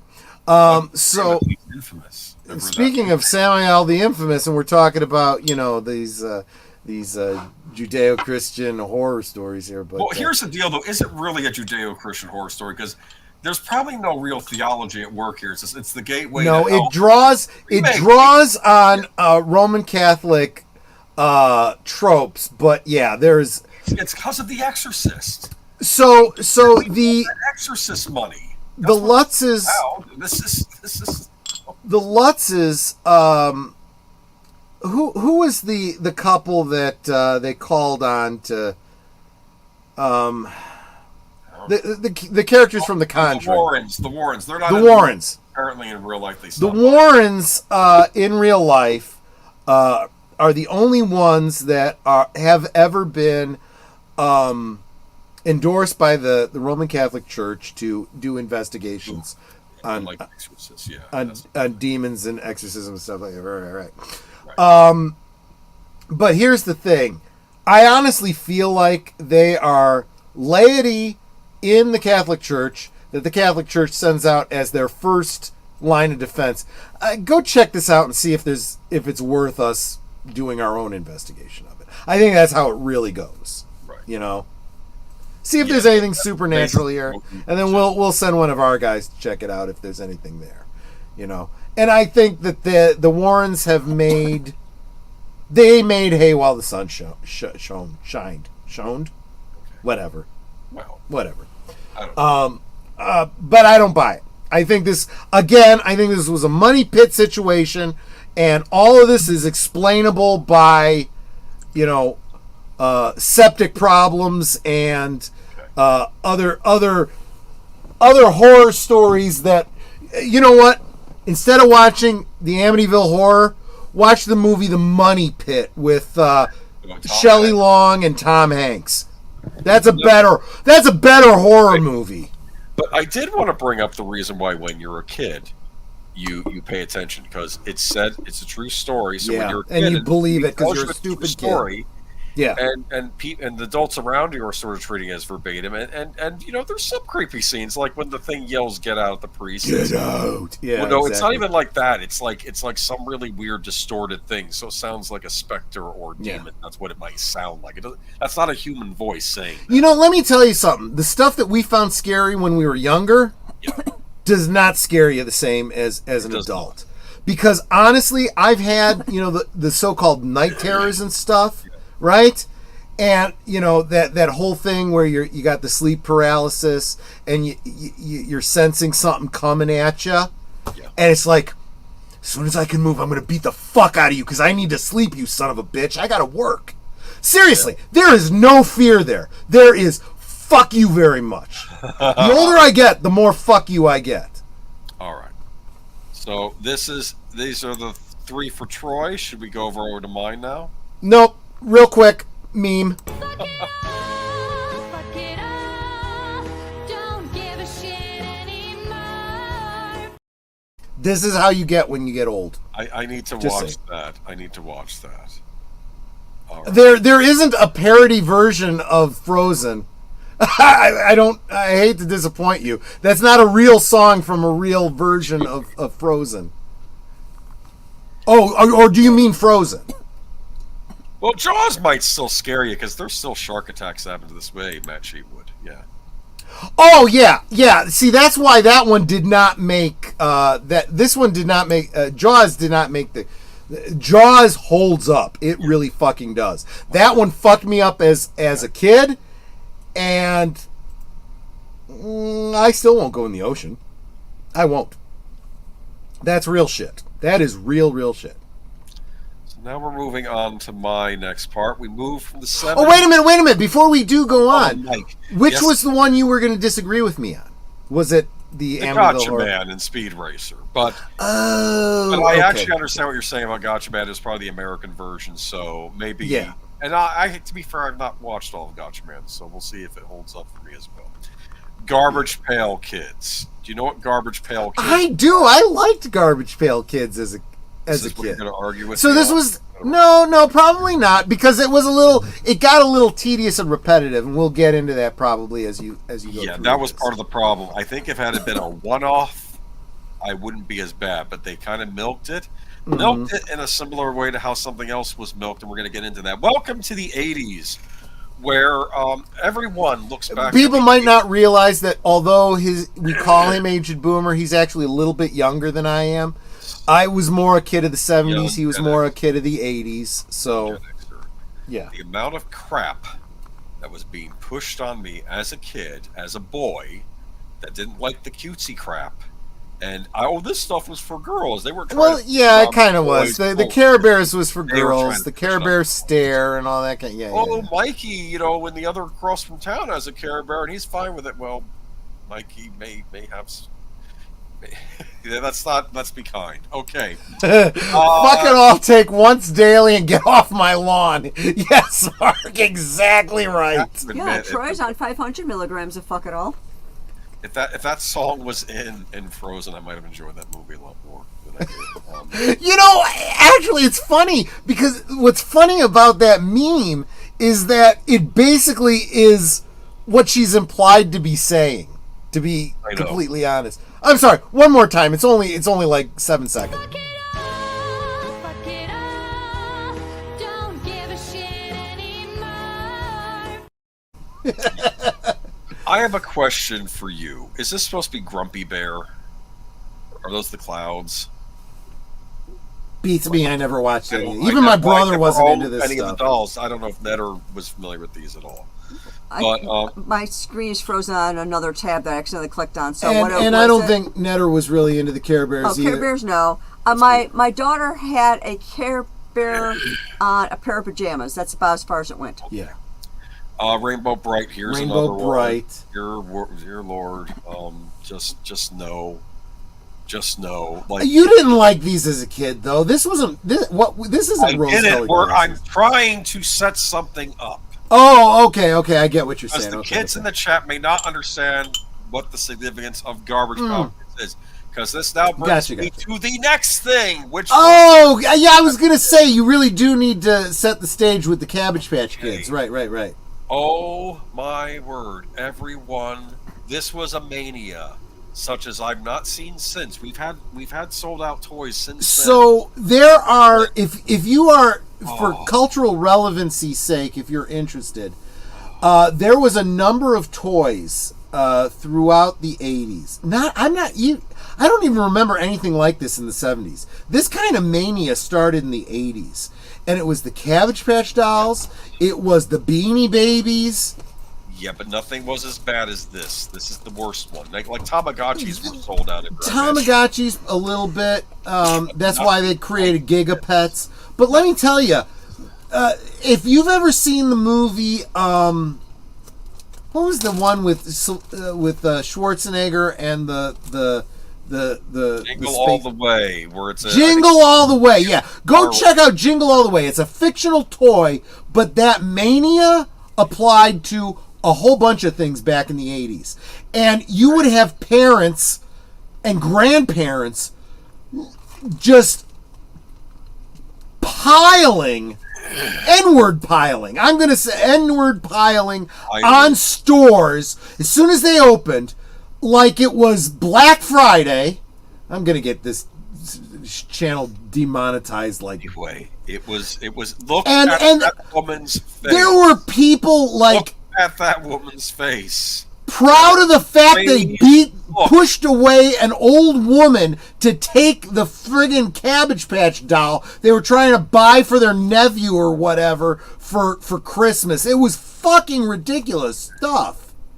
So, the parents cared more about this shit than the kids did. I was watching a video, some guy did a video on YouTube, and like the parent was saying, "So what do I got to tell my daughter that Santa said there weren't enough in the production line? I got to tell that to my kid." And I get that. I don't know why all the kids wanted them. I find them rather peculiar looking, to be polite. I guess they had real hair. The advertising campaign for these were excellent, though. I'll say that if you watch the commercials, it was they knew how to sell these. and that was so the whole thing. You get a birth certificate with it. Yes, it was this whole concept. The marketing was brilliant on this, right? So they came with this birth certificate, right? You could name them. They were adoption papers, is what they really were. And the idea was going from the whole mythology of where do babies come from? They're born in a cabbage patch, right? Oh, instead of being the stork, it was the Cabbage Patch. It was the Okay. Cabbage Patch. And these children would be, and there was such a variety of these things. You could find one that kind of resembled your kid, same color eyes, same color hair, whatever. And you would buy these things. It was, let's face it, this was a girl's toy, really. They tried. That one is not Oh. your regular, that one there is not the regular Cabbage Patch doll. That one was a Cabbage Patch Preemie. What does that mean? That just meant that they were, well, what is a preemie? A premature birth, right? Okay. So they Oh my goodness. They were yeah, smaller. let's not get too into the reality of this. I don't even want to think Basically, it was the difference of bald kids, babies, versus slightly older kids. Anyway, is as what it far as really you was. say, oh, they were a girl's toy, you watch the commercial, you see the little boy getting a Cabbage Patch doll. Oh, he has glasses. Like They tried pushing them did. on boys, They and boys tried it were not interested. No. It was one of these things where I almost felt like I was getting worn down as a young boy. I don't know if I was 6 or 7. Although, I will make this argument. This whole Cabbage Patch thing and the push towards the boys might have been the catalyst Yes. for the My Buddy doll that came later, that the boys were supposed to be buying. Okay. And then in order to market to girls, they had to put out Kid Sister dolls. Okay. My Buddy, this is my impression of what My Buddy was. And I think My Buddy was intended for a really young boy who maybe hadn't been to school yet and hadn't Yes. made friends yet. Yes, So that's friends- exactly right. No, Yes, you're it's spot back on. to your Yes. friend. And I think the idea was My Buddy is fine, but you're supposed to outgrow By the my- time you got to grade school and started making real friends, outgrow- if you had a My Buddy, it was like, you like to play with dolls? The Like hell's if you wrong watch with the you? movie Child's Play, the kid in that movie is the right age for that. And they call it Exactly. Good Guy dolls. And Exactly. that.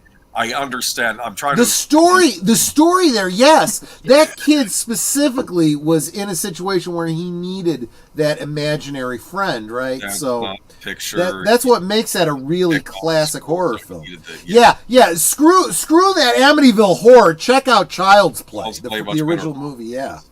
But so I think also reaction and us boys ate this up because this was our revenge.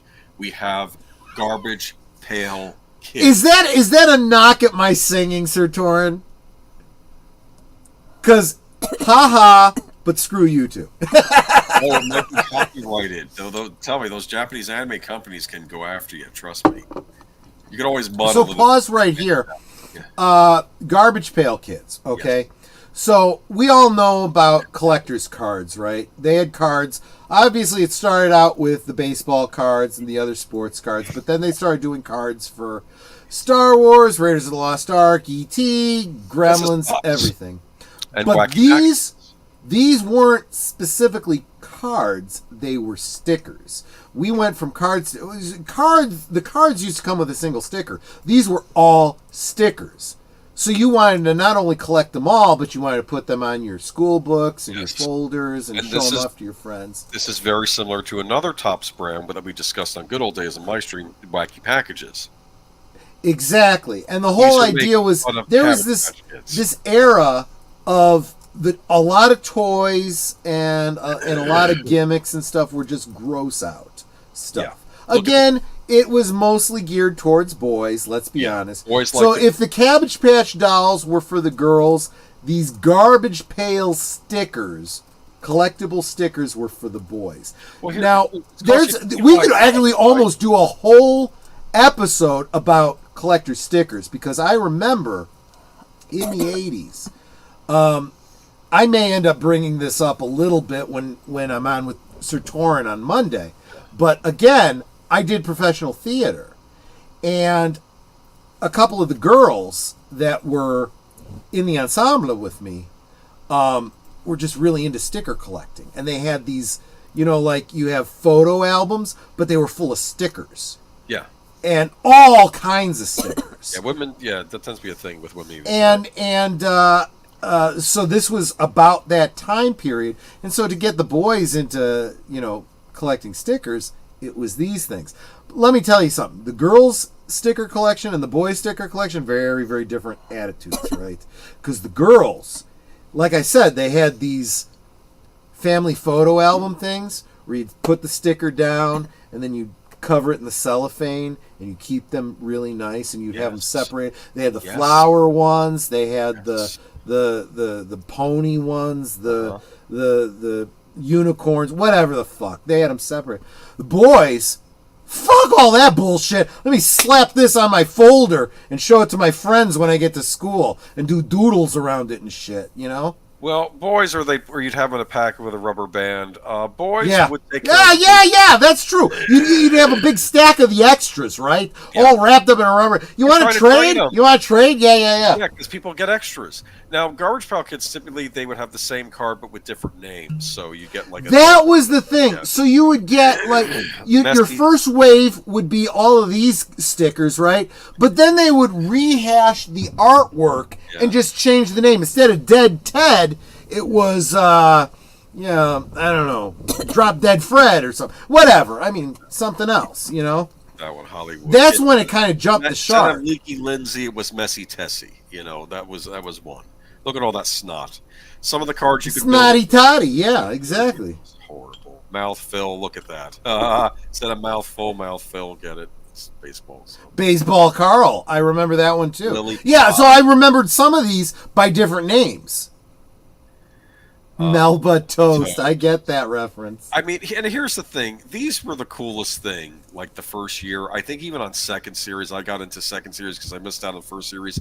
I think I was able to get some... Dude, absolutely. Slap that sticker on your mean Trapper Keeper. Oh, fuck, I had a Trapper Keeper. I love that fucking thing.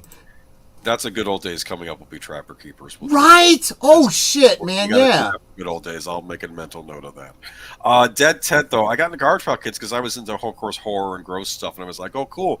It's making fun of something I hate, which is the Cabbage Patch Kids, and it's got the zombies. So I started collecting them, too. I'm like, oh, this is all the Zombie boys. Tommy was another name for that Yeah. same character. That's the other thing. You get the same artwork with a different name. They just changed that name pill. And that's kind of where it jumped the shark for me. Look at this, Max Axe. Yeah. The body parts in the bag. What's up with that? It was all- Dude. Oh, you what get is canceled for this going now. on here?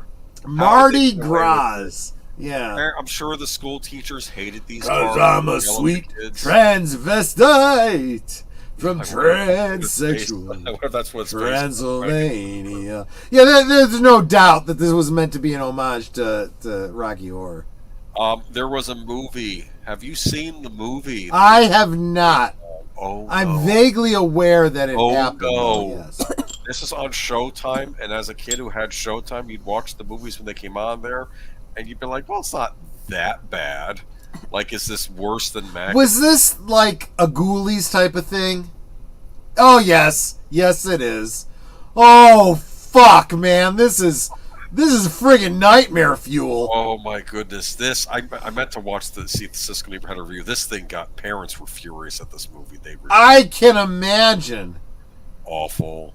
Look at that! Come on, what is that? It's Epstein from Welcome Back, Kotter. I'm kidding. I'm kidding. I'm just Puerto Rican Jew. I don't know. Look at this. It's He actually does. He does look like Juan Epstein.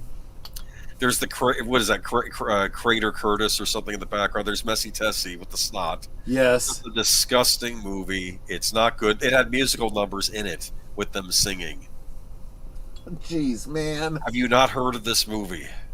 I was vaguely aware of its Oh, no. existence. I never saw I think it. really when the movie came out, I think I was already out of I do Was not this so this was all little people in costumes? probably, but they were animatronics, sort of like the Turtles costumes, but not as good. I get it. I get it. Sure, sure.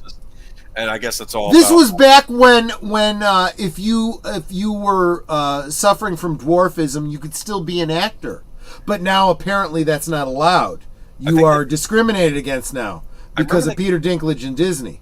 We'll talk about that more on Sunday too. That'll be a Sunday thing. I remember one of the plot lines is they get sent to the place where they keep all the hideous people in society, and it's like a prison. And also inside the prison was a skinny Santa Claus, because you can't have skinny Santa Claus. Get it? Just realize, you know what we're gonna have to do on Monday, Monday night at the movies. We're gonna have to do a like B horror film night. Yeah. I'll see if I can get Greg to join us from Fanzine. Yeah. Because one of the ones that I want to do is what is it? It's Maybe in October that'd be a good one. Yeah. Good point. Yeah, What's we'll the talk movie? about that later. What's Yeah. the movie though? I forget. I'm too drunk to remember. All right. We'll figure it out later. Dragon's Lair. okay, this is the one Oh, you're gonna dude, get you can't flash Dragon's Lair and not let's talk about that. You're okay. Well, we're off of Garbage Pail Kids, but I just want to make one. Yeah, that one got old for me. Garbage when Pail Kids got Garbage old for me Kids when it went was out. a thing. Yeah. But basically, when Cabbage Patch Kids became less popular and the kids weren't buying them up, the thing that's making fun of them isn't as interesting anymore. Then you move on. Check out I Wacky. can't unsee this. Yes. Oh, Sorry, Mark. Oh, they got clips on YouTube. Have a field day. All right. Anyway, Dragon's Lair. This is the one that Troy may yell at me about, but we'll see. No, well, it depends on your reasoning. I kind of get it. I kind of get it. Know what Dragon's Lair is? Yeah. I remember season. The 2 fuck is this? This is Stranger Things. Stranger Things. I What is remember this? the season 2 premiere of Stranger Things. Season 2 premiere of Stranger Things. I think it's season 2. All the kids were scrounging around the couches. They're looking for money. You got any money? I think some kids sneak To something out. play the couch. Dragon's Lair. Okay. And they go to the arcade. I'm like, what are these kids obsessing over? And what do? They see Dragon's Lair. Yep. They sent them to Cleveland, Ohio. The show, Yeah. the movie might have taken place in Cleveland. It makes sense. That'd be a good Doesn't one for surprise Howard the me. Duck. But even Howard the Duck's better than Garbage Pail Kids. Oh my goodness. Dragon's Lair. This is the arcade game, Dragon's Lair. I remember being a kid seeing this. I was young. I don't know if I was like 4 or 5. I see Yeah. this. So what you have to We were on understand. vacation. Like I think we were at some camping resort, and I see this thing. First off, you have to understand the whole arcade thing, right? It was a huge So culture. all of the games up to this point were these pixelated, first Like it was Pac-Man. Pac-Man, Space Invaders, Galaga. Missile Command, all that kind of stuff. Big And they were just starting to get into basic fake 3D rendering, right? Where you had like Zaxxon and stuff like that. They were just starting to get there. You had the And vector this- graphics games like the Star Wars arcade game. And this was kind of a novel idea. This was taking basically cartoon style artwork, digitizing it on a laser disc, Laserdisc. right?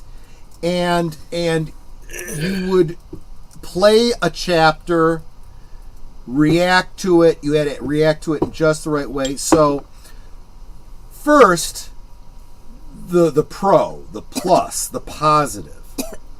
Oh my gosh, the artwork by Don Bluth. This is right after Secret of Nim. Oh man, the artwork, you cannot fault the artwork here. This was Artwork there. No you way. wanted to save was it Daphne or Daphne, something? yes, Daphne. Oh, because she was just a babe. no. You Complete help bomb, me, no. help me. Oh my. Well, again, the blue-eyed blonde. I got my type, Got your but type, yeah, definitely. Look at that, though. You got the dragon there. you know what? You'll be seeing this screen a lot. That is not actually from the original arcade game. That is from a home version, a very good home version. Okay, all right. I didn't realize. Yes. I was trying to find a picture of the death scene because you'd always see him crumple into the dust. I remember that. Yes, it was. You have to think of it as a cutscene. If you died, Okay. it would cut to him.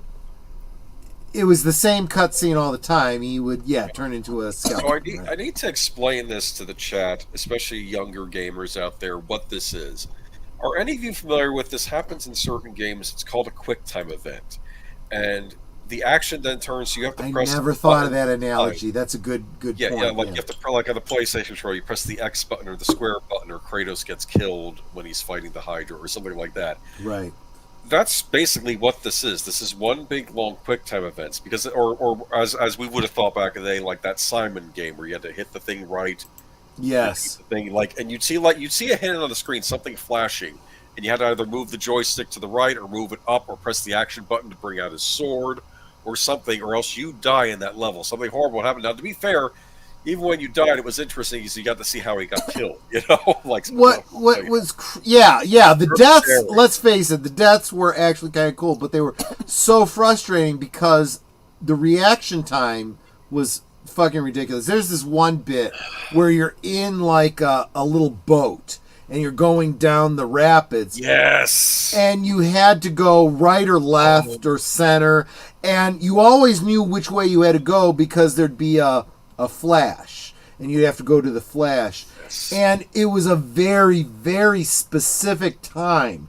Couldn't go too early, couldn't go too late, or you were fucking dead. And it's like, I did the thing. No, you didn't in the exact time the game said you did. It was... I almost compare it to some of the games that back in the late 90s, early aughts, DVDs used to have these interactive games on them. They released Dragon's Lair on a DVD. Did they really? I'm not surprised. That makes friggin' sense because it's right in that wheelhouse. It is the right medium for it. But it's so frustrating because it's not the kind of reaction time you expect from a video game. And it honestly, this was... Oh, here's another thing. This was the first video game. All video games back then cost you $0.25. This one, 50 cents. 50 fucking cents. $2, and this is when you're... And you usually died at your very first encounter. Those quarters were gone. I think I died. I might have lasted to like the second thing. I'm dead. And then what do? You got to put 50 more cents in. Yes. But, yes. This was one of the first games that you could continue by like, pumping fucking money into it. And I swear I dollars and dollars into this fucking game because I wanted to see it through to the end. And I never fucking made it. I just gave up. And luckily, this was the problem with the arcades, but in this case, it was a blessing. You had these bigger kids that were better at the games than you, and they had like their quarters all fucking lined up. And it was like, I could just sit there and watch all day as they played. I didn't have to spend a friggin' penny. This game, I want to say it felt at the time like, wow, I've seen the pixelated, but this is like I'm controlling a Disney cartoon. I'm like controlling it, but you're not really controlling it. No. You're giving a set of actions. You're hitting the right button or the right joystick movement at just the right time in order to advance the cartoon, so to speak. It was a technological marvel, though. I will. It was an actual Laserdisc inside the arcade cabinet doing this. It was an evolution of gaming that nowadays. They can do this much better. I'd love to see an updated version of this game. Jesse Guajardo, I can respond to this. Troy, I always heard rumors that Dragon's Lair was supposed to be a fully animated movie, but got canceled. However, someone on the animation team sold off a bit of the film and turned it into a game. Actually, no. It was always meant to be this game. But and they sought out Don Bluth to do it. He put it all together and said, this would make a good, movie. He was trying to get money raised for it, but it didn't happen. He did want to make a feature version. They never ended up making a feature film of it, but you know what they did make? A sequel. A Saturday morning cartoon. It's funny. I never saw the Saturday morning cartoon, but I was watching the intro, and I will say I was worried that they were really going to dress down the character designs, like Daphne wasn't going to be as hot, but I'll say this, they were probably as accurate as they could be for a Saturday morning cartoon. I wasn't as offended by the character designs as I thought I would be. Let me tell you something. It's not the arcade game quality, but it wasn't awful either. If you want to check out the Saturday morning cartoon, go ahead. I don't have any memory of it, to be honest with you. I don't think I ever watched it. But there are YouTube channels that have complete playthroughs of Dragon's Lair. That's worth it. It's kind of like the movie of Dragon's Lair you wouldn't have gotten. It's very simple. You get to see all the different encounters that they had, and then he rescues the girl and she kisses him and he's happy, and that's the end, right? What? Oh, this is Space Ace, isn't it? That was another game that was science fiction, more Flash Gordon than Knight in Shining Armor, and there was an evil alien that you're going after. Yeah. Instead, you get a lovely redhead, I think. Or is she redhead? I couldn't tell. But yeah, she was... Look, I know I'm always going on about blue-eyed blondes because I have a type, but don't be mistaken. I did date a redhead in high school, so, I can appreciate. But interestingly enough, this game was this. It was this. You wanted it. You wanted a home version of it because you wanted to see it. I remember they made an NES game based on Dragon's Lair that was a side scroller, which did not get great reviews. They did a Super Nintendo game that was also a side scroller. They did a side scroller for. They were not good games. Later on, the Sega CD, which of course was the CD add-on for the Sega Genesis. I didn't realize this. I was doing some research earlier today. They got home versions of Dragon's Lair and Space Ace, and they actually were pretty good for the time. Yeah. A little grainy because all the video was grainy on that, but it wasn't as bad as like some of the full motion video, and it was actually kind of full screen. They were actually very good conversions, which makes me wonder why neither were put on the Sega Genesis Mini 2 that came out a while back. They could have. Is the license that bad for Dragon's Lair? I don't think it could be. I have gotten this on subsequent game systems. You can buy this as a collection with all three games. You get Dragon's Lair 2 through the Portal of Time, and then they do and Space Ace is included. And I got this for the Wii. I got this on Laserdisc at one point. I have it on the PlayStation 3. I think you can buy it on most modern consoles. And the neat thing about buying these games is, and also the DVD, is that you can either play the game or just do a click on a thing that says watch. That's actually, for a lot of people, that's worth the price of the game. Deleted Scene says, wait for hours in line, get killed right away, go to the back of the line. Eventually I gave up. Then there was the series.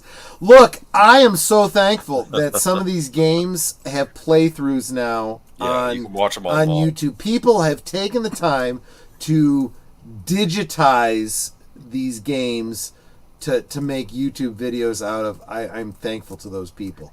Because I don't give a flying crap. Because the reaction time on this game sucked.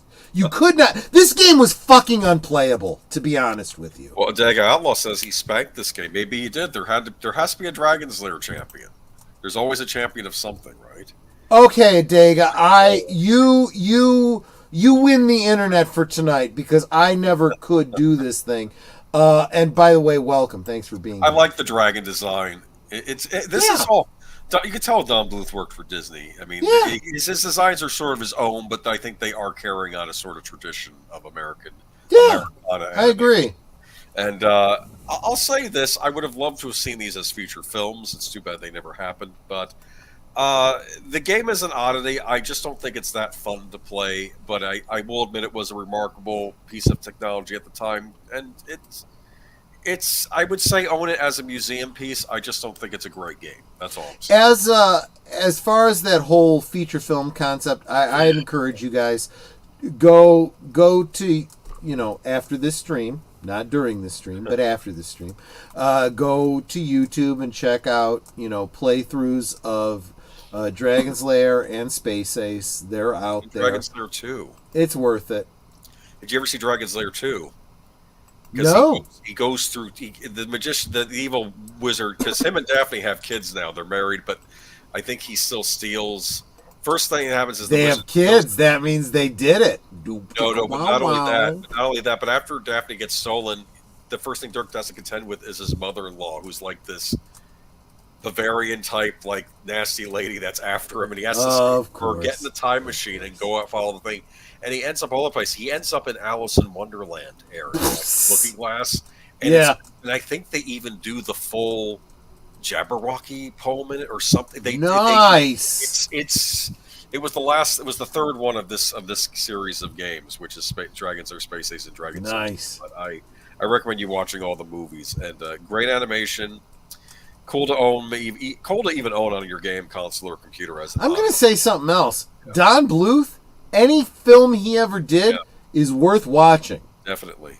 Even the last one I saw was Fievel Out West is worth it. Everything he ever did. Yep. All right. Wait. No, I agree with you on this completely. It was a fucking unplayable game, but it was.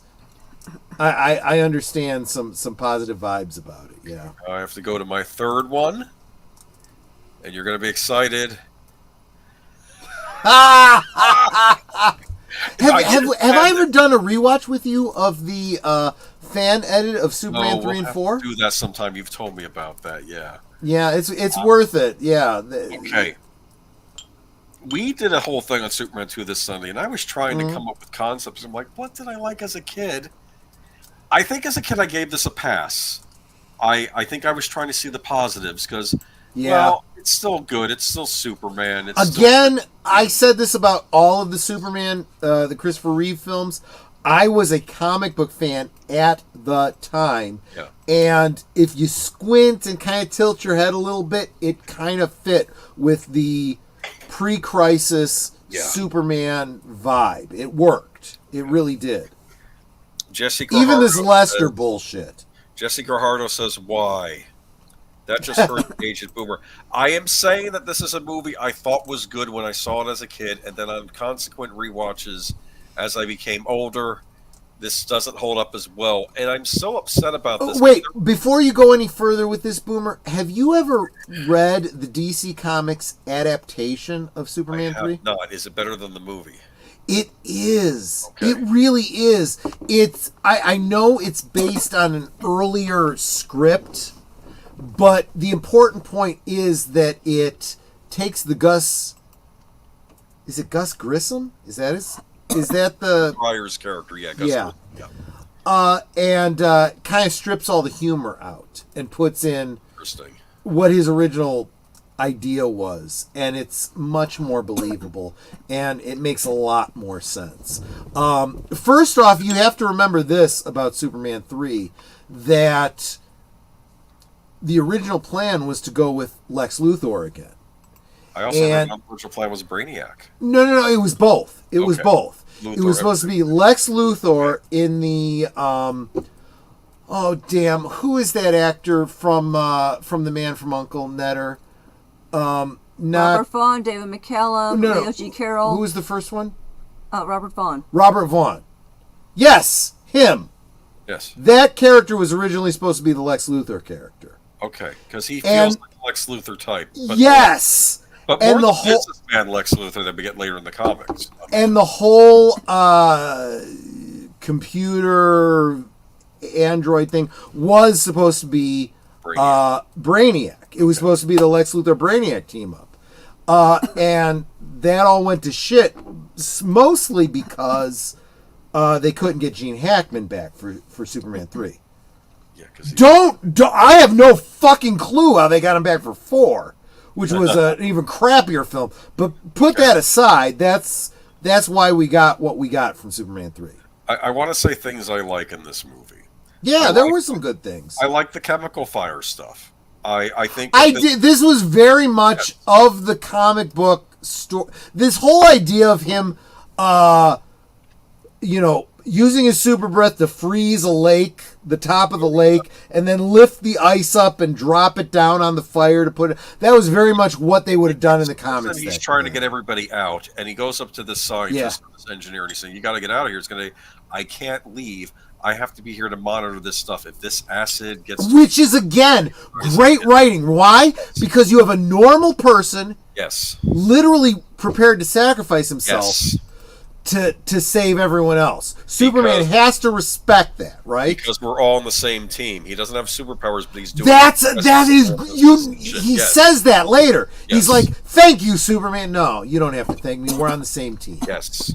And you get, that is a great insight into Superman, right? He has all these powers and abilities, but he doesn't see himself as any better than this guy right here who's prepared to die to save other people, right? In fact, he probably holds this guy in higher esteem because this guy has no powers and is willing to give up his life to save other people. This is great writing, and I think Superman 3 has done a disservice by overlooking these plot points. Yes. He freezes the lake top, brings the lake top up, which for some reason doesn't shatter, but I don't care. And he brings it over, and it rains on the fire. Well, John Byrne, in the post-crisis era, his Superman explains that Superman, when he would lift something in flight, he had this super psychokinesis. His super strength translated into a tactile psychokinesis that allowed him to hold a plane aloft without it collapsing and stuff like that. He thought this through, John Byrne. John Byrne is a psycho when it comes to like social issues and politics, but he, as a writer, thought his stuff through. All right. But here we have the lovely Annette O'Toole. Annette O'Toole. Let me tell you something. Yeah. I don't think Netter knows this, but I had such a crush on Annette O'Toole. Yeah, I know. You've told me. No. You don't know the connection. The fact that your name Nanette rhymes with Annette. I made a transition there because of that. Okay. Yeah, she was a redhead. Would have been nicer if she was a blonde, but she was playing. I've been a redhead. She was playing. She was playing Lana. You know, and later in Smallville, she got the role of Ma Kent, of Martha.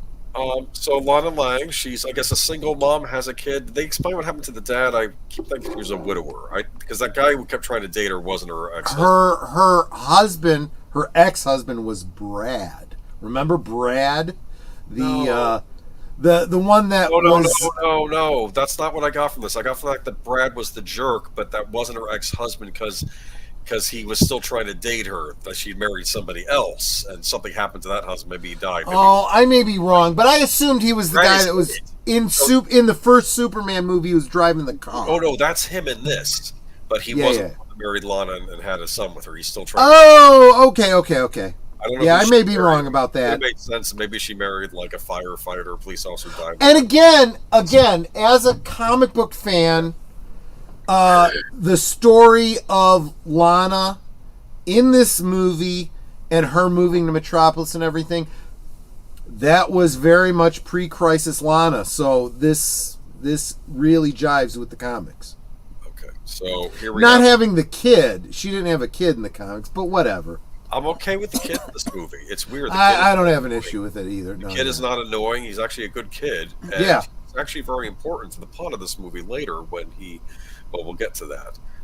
We have Robert Vaughn as some Lex Luthor thing. He's got this weird sister strap. I love, let's face it, Robert Vaughn I like a lot aside from this, but he chews the scene so perfectly in this movie. He really does. Boomer, did we lose you? Because I'm not hearing anything on your side. I don't hear him.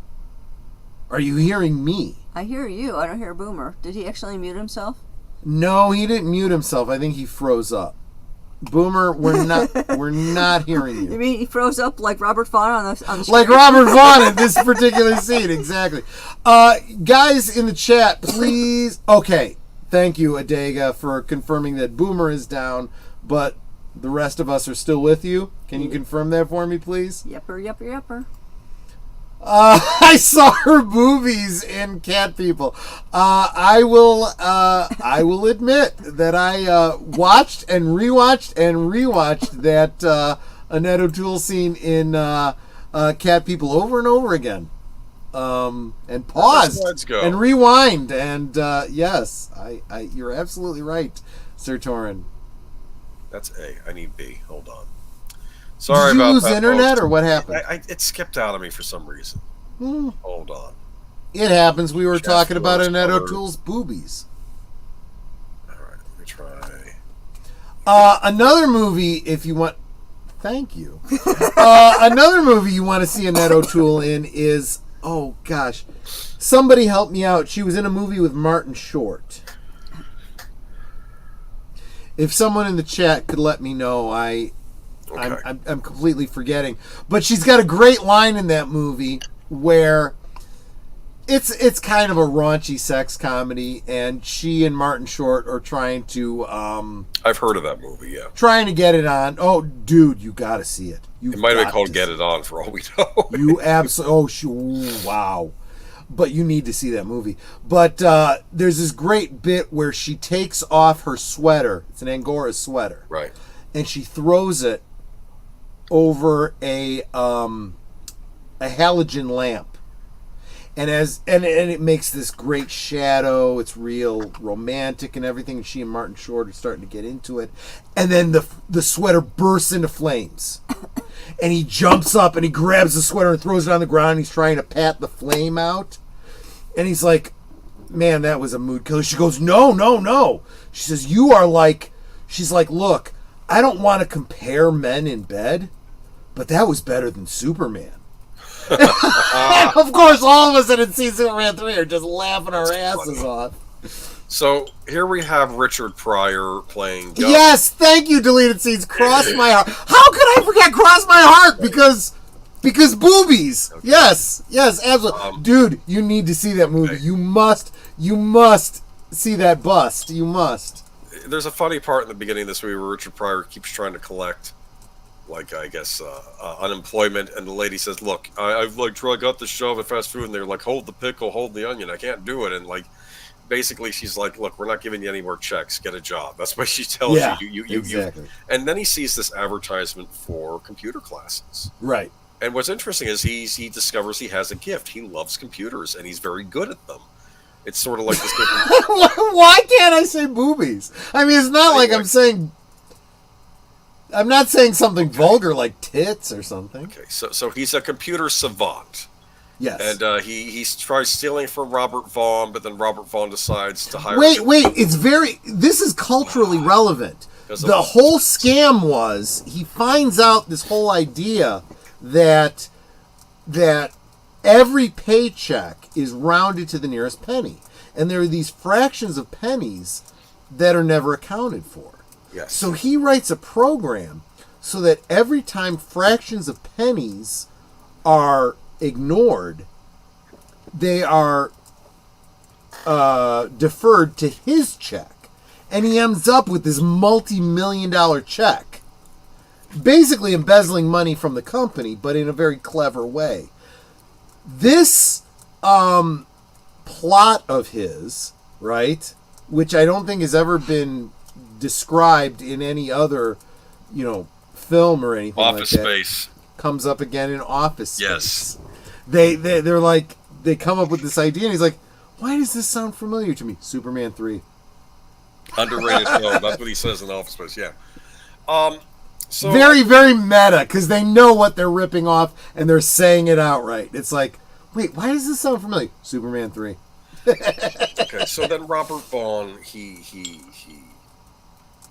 hires Richard Pryor to hack into some kind of weather system that'll make tornadoes destroy or maybe a storm destroy a coffee crop, which makes no sense. Wait. I'm not catching I'm not catching a reference. Lights a match. What's this? Richard Pryor running down the street. You say light a match, I think of Michael Myers in that movie, So I Married an Axe Murderer. I'm not catching your reference. Oh, wow! The clue, you are the sponsor of tonight's stream, let me tell you. Fractions of pennies is why we have crypto today. That is a very profound comment, Clue. You're absolutely right. That's kind of true. Absolutely. Wait a minute.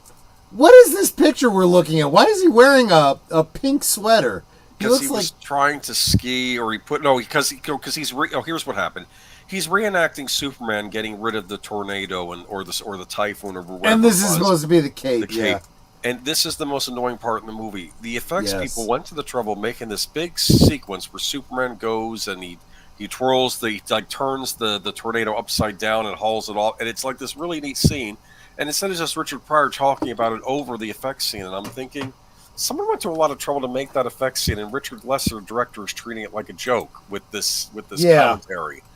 And then Richard Pryor goes skiing off the building and falls onto a car. I think that happens. Anyway, we get the fake kryptonite. You're tasked with getting kryptonite. We have to stop kryptonite. And they say, well, we were able to. I think he was able to use computer analysis, but he couldn't find out what the missing ingredient was. There's a missing ingredient that they can't, because they're trying to create artificial kryptonite, right? And they can't do it. So he adds tar. He was looking at a package of cigarettes that says tar. Because he's a smoker and he looks at his cigarettes and tar. It's not like he's going to smoke it. Great line. And what was interesting about this is, again, why are they doing this and they're not doing red kryptonite? Okay. But it's basically red kryptonite. It's funny. Okay, That's what he creates in this. let me interrupt you for a second. You may not realize this, but this movie and this whole artificial kryptonite thing actually created something new in Superman lore. Okay. And that's black kryptonite. Okay. Okay, so black kryptonite is an artificial kryptonite. If you're trying to create black kryptonite and you go through the atomic number of the element and you got to heat it up and whatnot, you will invariably not create green kryptonite. You will create black kryptonite. Okay. And if you expose a Kryptonian to it, what it does is it splits them in two, into their evil and good personas. Literally two physical beings that will find themselves at odds with each other. That whole lore within the comics has its origins with this. It was done in Smallville, and it was done again in the Supergirl comics in DC Comics. Right. So just saying, it had no origin in the comics. It started here with this movie. So there you go. This is where the movie starts to... He gets a little trippy. Oh my goodness. Okay. You have the sexy girlfriend, I guess, of Robert Vaughn, who I don't know, or she's a henchwoman. Right. And she tells Superman, "Look, you want to If get this with had me?" been, if they had gone instead of Robert Vaughn with Gene Hackman, this of course would have been Miss Tessmacher. Yeah, I guess. But this is, and here he is, and he's like, I don't rescue people anymore because he's gone bad. And yeah. Wait a minute, Clue Channel says Black Of course. Kryptonite is my porn name. Clue, are you black? I didn't even know that, if that's true. Are you African American? See, not that it matters, but now that you brought it up, I'm curious.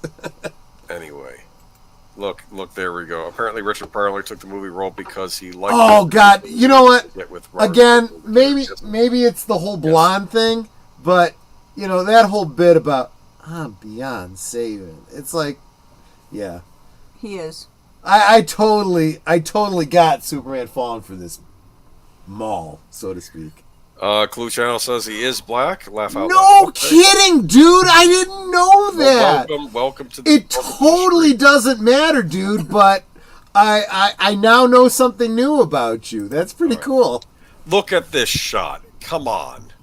Look at this shot. I know, right? No, this is a family feature. with They were blonde hair. screwing around with the whole super dong thing that No. they wrestled with in Superman 1 and 2. Just please. It's like Donner would know not to go there, but Lester does. That's what's basically going on here. This is like somebody on a Playboy. Guys, seriously, for the most part, I don't know what most of y'all look like. I consider y'all friends, but I don't even know if you guys are white, black, Asian. I don't know. Except don't Sashi. care. We know Sashi's Asian. Well, we know Sashi's Asian because that's kind of important, but it doesn't matter. But it's good to know new stuff about y'all. So he wants him to destroy an oil. Look at that tanker. costume, though. This was another brilliant. Yes. Was this directed by Richard Lester? Yes. Okay, I don't like Richard Lester, but he There did are some good things in this movie. Yes, I like the idea that the this costume- the darkness of his costume. It's a darker shade of red, darker shade of blue. It looks off. He looks off. He knew what he was doing when he was doing this. There's a lot of, dude. I'm gonna have to say I agree with you on the whole rose-colored glasses regarding this movie. Yes. But there were some good things There about are this good movie. things in this, including Yeah, my yeah, favorite yeah. scene in the movie. So he goes around the world. He straightens up the Leaning Tower of Pisa. That was funny. That was funny because you got this little Italian guy, right, who's making these statues of the Leaning Selling Tower, them to tourists. and as soon as Superman straightens it, he's like, "Fuck it, these are all garbage," and he throws them all out and he starts making straight ones. Later on, Superman, is relieved of the effects, and he comes back and he puts the the Leaning Tower back, and he's like, fuck it, man, and he takes his broom and he just starts smashing all the new statues that he made. I laughed so hard. Well, all right. He should have been the villain in the next movie after. Right? Okay. Comes back There like, we you go. Superman, fuck you. Fangulatu. Best fight scene of the whole movie: Superman versus Clark Kent. Yes. The little kid earlier, like he's walking out of a bar and he's all messed up. Honestly, you can find this Yeah. this battle between Clark Kent and Superman on YouTube. Look it up. It is worth it. This is a psych. I don't know if it's literal or not. I don't know if they intended it to be literal in the movie or just If in it's his mental. mind. In the comics, they have made it so that I think Black to him it was Kryptonite literal. makes it I think literal. to Superman it was literal. Yeah, Okay. but it is. It's actually the best part of this movie. It is him wrestling with the dichotomy between Superman and Clark Kent. Yeah. In this instance, Clark Kent is playing the righteous hero part of him, Yes. fighting against the artificially corrupted Black Kryptonite evil Superman. It's kind of brilliant. Anyway, I did want to say though that the little kid, when everyone else is yelling at Superman and booing him, he's saying, "Superman, you're just sick. You'll get better. You'll be better." That is, oh God, that is Yes. heart-wrenching, Yes. right? I'm surprised you don't have a scene of this. Superman in the bar trying to get drunk. And like breaking. Trying to get drunk, because I don't believe Superman can get drunk. Yeah. But he's drinking straight whiskey. Actually. Anyway, he's drinking straight whiskey, and he pours out the peanuts that are on the bar, and he's flicking them at the bar, and he's breaking bottles because he's Superman. He can do that. Yeah, evil And he Superman's leaves the hair. bar, and I don't know if he's drunk or if he's really drunk on the kryptonite or whatever, the artificial kryptonite.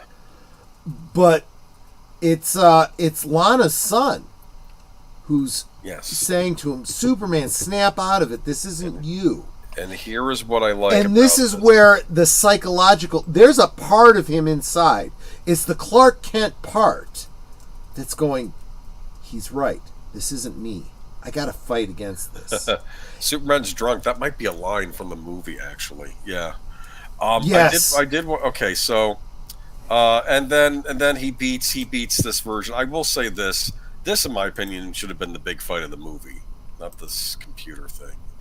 We'll get into that in a minute. Yeah. I did want to say I think Lana Lang. Wait a minute. One other thing I want to say about this freeze frame that you have here. Uh-huh. Look at the color of Superman's uniform. That's the fucking Snyder Superman. Holy crap! You're right. I didn't even notice that before. Fuck Snyder. Fuck Yeah, Snyder that and his is. It's the whole same tone. I didn't think bullshit about that. Man of Steel bullshit. Oh, yep. I Never did- thought about that until just now. when Clark finally beats this evil Superman. Funny because you think this evil Superman has killed Clark because he like sends him into like the garbage. The But you realize that that the Clark has all the same powers as Superman. Yes. And then he beats and you see this, he was like taking Clark's glasses and crushing them in his hand. Remember that? Yes. And what was interesting that And when he then comes Clark out, like he strangles the evil Superman. strangles him and he Kind of disappears. absorbs him. Kind of Disappears. absorbs him is the Evil way I Superman took it. disappears and then he removes the shirt and it's the old Dun dun dun dun dun. Yeah. Oh gosh, the use of music was brilliant. Look, I am pissed at Lester for so many things, but there are some great things. There is half a good movie in here. That's There what I is would half argue. a good movie. I Look, would argue. dude, you and we need to, when you have a Monday night available, we We'll will do do the the Superman. fan edit Yeah. of Superman 3 and 4. It's worth it. Look at this, though. Look at this. This is him fighting the supercomputer, which reminds me of Yes. Hardak from Batman the Animated Series. 'Cause there was Or the Brainiac. But Yeah. this was made by people. It's I interesting how feel they like come up this with was a Kryptonite missed Ray. opportunity to bring the Brainiac story into it, but yeah. You have the henchwoman, like the guy's sister, turn into like Yeah. this mutant woman. Just no. Keep in mind, this would have been calls. Brainiac if they'd gone with the original script. Yeah. Yeah. So this is just at this point, I'm Kind of like, no. horrifying, actually. I'm like, no, as a kid, this is too scary. I think for a Superman movie. It was a little scary, but yeah.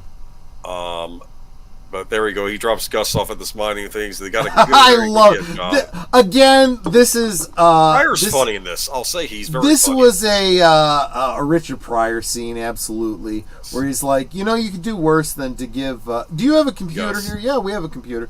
You could do worse than to give this guy a job, and he's like, yeah, I'm gonna pass, but thanks so much. And he's like, I would fly away, because he pretends like he's got the same powers as Superman.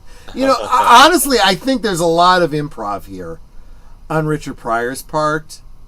None of this is in the comic book. I will say, as a defense of Superman, I think he's like, this guy got mixed up with the wrong people, made a couple mistakes. He shouldn't have his life ruined. Let's try. And I feel like Superman is wise to that, right? Yeah. But yeah, very flawed movie. I don't like the sleaziness. It doesn't belong in Superman. That's something for like a different Superman you would watch. So I'm channel. always going to Okay. defend and point back to Richard Donner, who said his whole paradigm for Superman was verisimilitude, where everything could be funny around him, but Superman was the straight man, right? Basically, yeah. And so in the very first movie, you got the woo bad outfit, which was a one-off. By and large, everything was pretty serious. Yeah. And I think I mentioned this on a previous stream with you. When Lois says, when he says, "I stand for truth, justice, and the American way," Lois is like, "Seriously? Then you're going to be fighting every elected official in the United States." And he says, "Surely you don't mean that, Lois." And that just fucking diffuses the joke. It's like, oh, this guy's the real deal. You know? Clue Channel says, I agree, Superman cannot be funny. Well, according to James Gunn, he will be in the new Superman movie coming out. I will give the James Gunn movie a chance, but I will be quick to say, fuck you. This needs to be Richard Donner, verisimilitude, straight guy.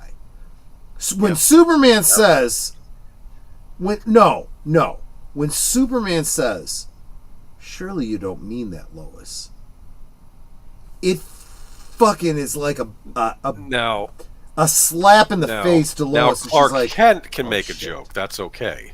Yes. If Clark Kent cracks a little joke going around, but don't have Superman do that. Yes. That's the difference. Well, but no, I would say even Clark, he'll make jokes at his own expense, but he's of the same mind as Superman. No, he but would like, not take that shit either. They're little He'd be jokes. Go ahead. There were little jokes on Superman the Animated Series, like says, "Clark, how did you get here so fast?" "Oh, I just flew." He'd say that. Yeah. It's like, and she, of Well, course, and rolls her eyes. that is great writing. Why? Because it plays into the whole Superman the motion picture. Superman saying to Lois, "I never lie." Right. So Clark That's true. never Clark's- lies. Clark's And you can comment- take what Clark says as a joke, but he doesn't lie. That's true. Whenever he would make a comment, though, it wasn't a lie. You're right. I didn't think about that. Good point. But we should be wrapping this up because it's getting late, but I know you want to get on this. I don't give a crap. You're the one who's got a time limit here. I'll go all night. We're not going all night. We're going to... Yeah, so the holiday special, this was for both of us. The holiday special is one that... Okay, so the whole shtick for tonight was things that we have enjoyed as children and I mean that, as children. But as adults, we look back and we go, nah. But the Star Wars Holiday Special, for me, I know that it's kitschy and weird and, whatever.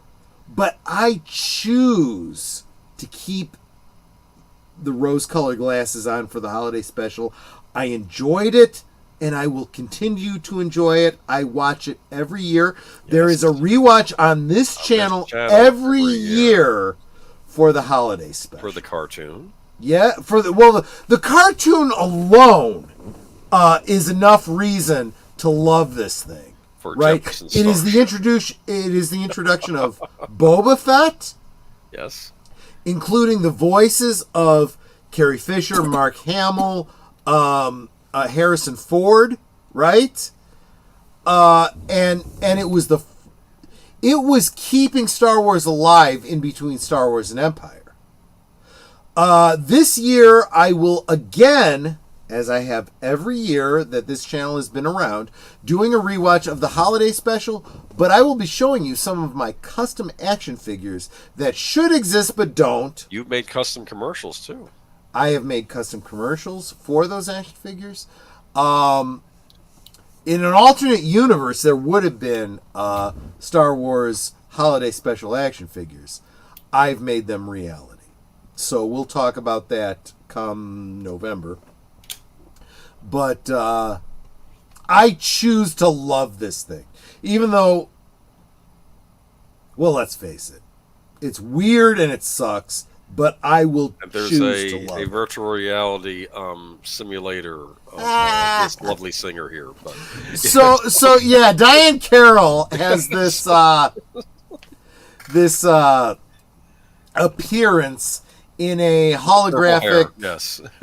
You are excited, aren't you? No, it's sick. It's Wookiee porn, and that's very clearly what it was. It's a nice performance she gives. It's just that it's a great song, and there's nothing inappropriate. This was prime time commercial television. There was nothing inappropriate about it, but it definitely implied some things that the adults got that children completely missed. Yeah. And that's why the fan edit the that I had here would be chuckling, right? He like, yeah, I know what's going on here, and the kids trying. Well, so Art Carney is the one that brings him this holographic tape, right? And he's like, well, this is, whoa, you get what I'm saying? Don't tell me. And all the adults understood it. And then when Diane Carroll does her bit, it's like, oh, I see what they're going with. And there's these scenes of Itchy watching this video that implies something to adults that totally went over the kids' heads. And this device is called the Mind Evaporator. This thing has become canonized by Disney Star Wars.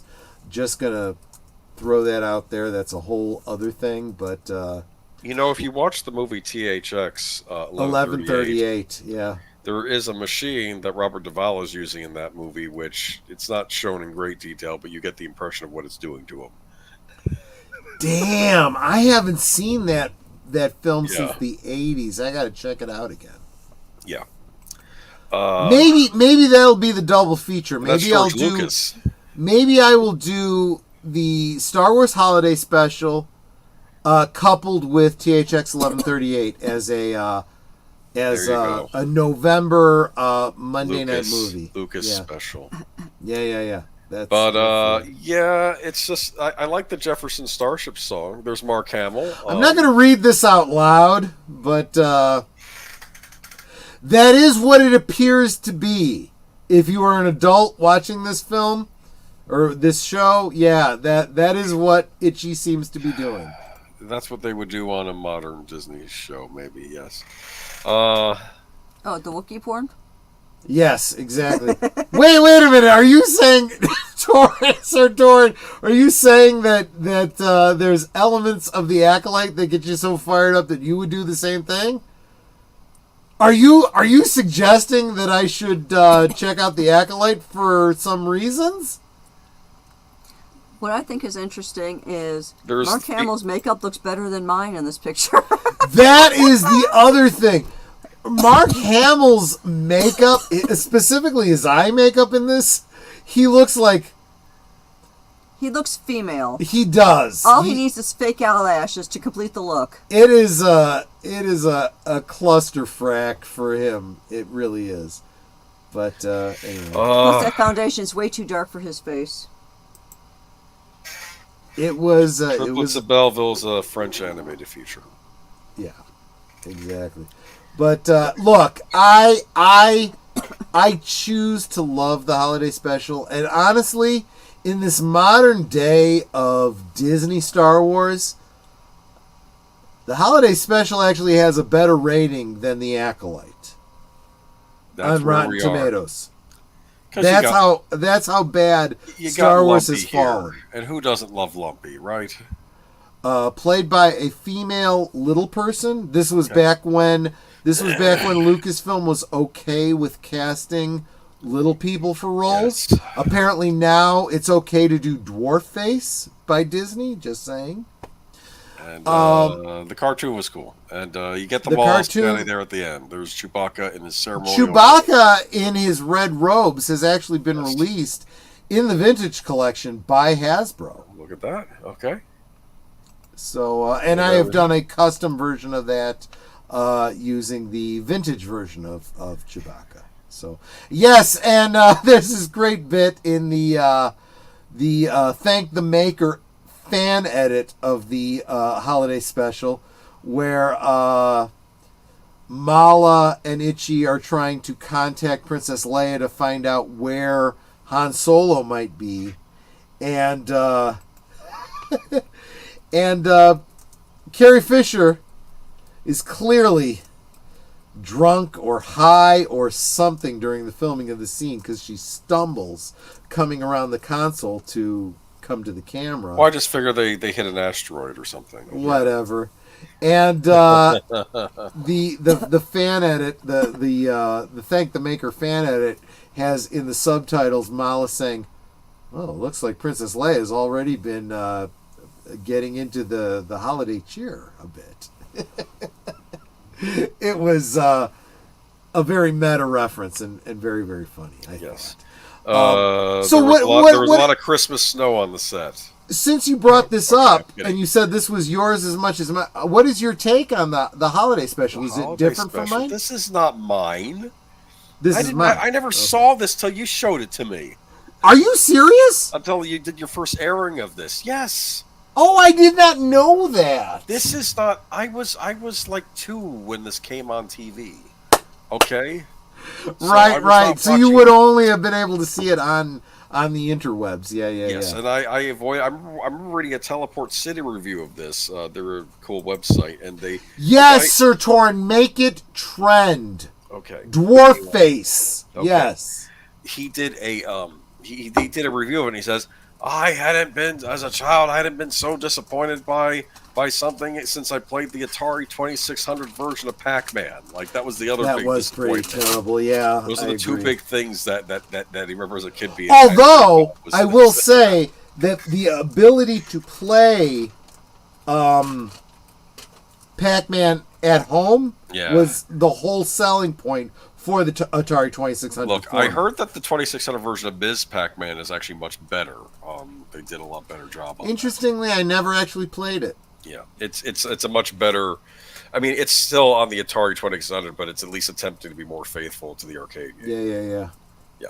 All right. But Yeah. so I don't know what your take is on the holiday special, but there are a lot of things I love about the holiday special. There are a lot. I like this song by Jefferson Starship. I actually bought the CD.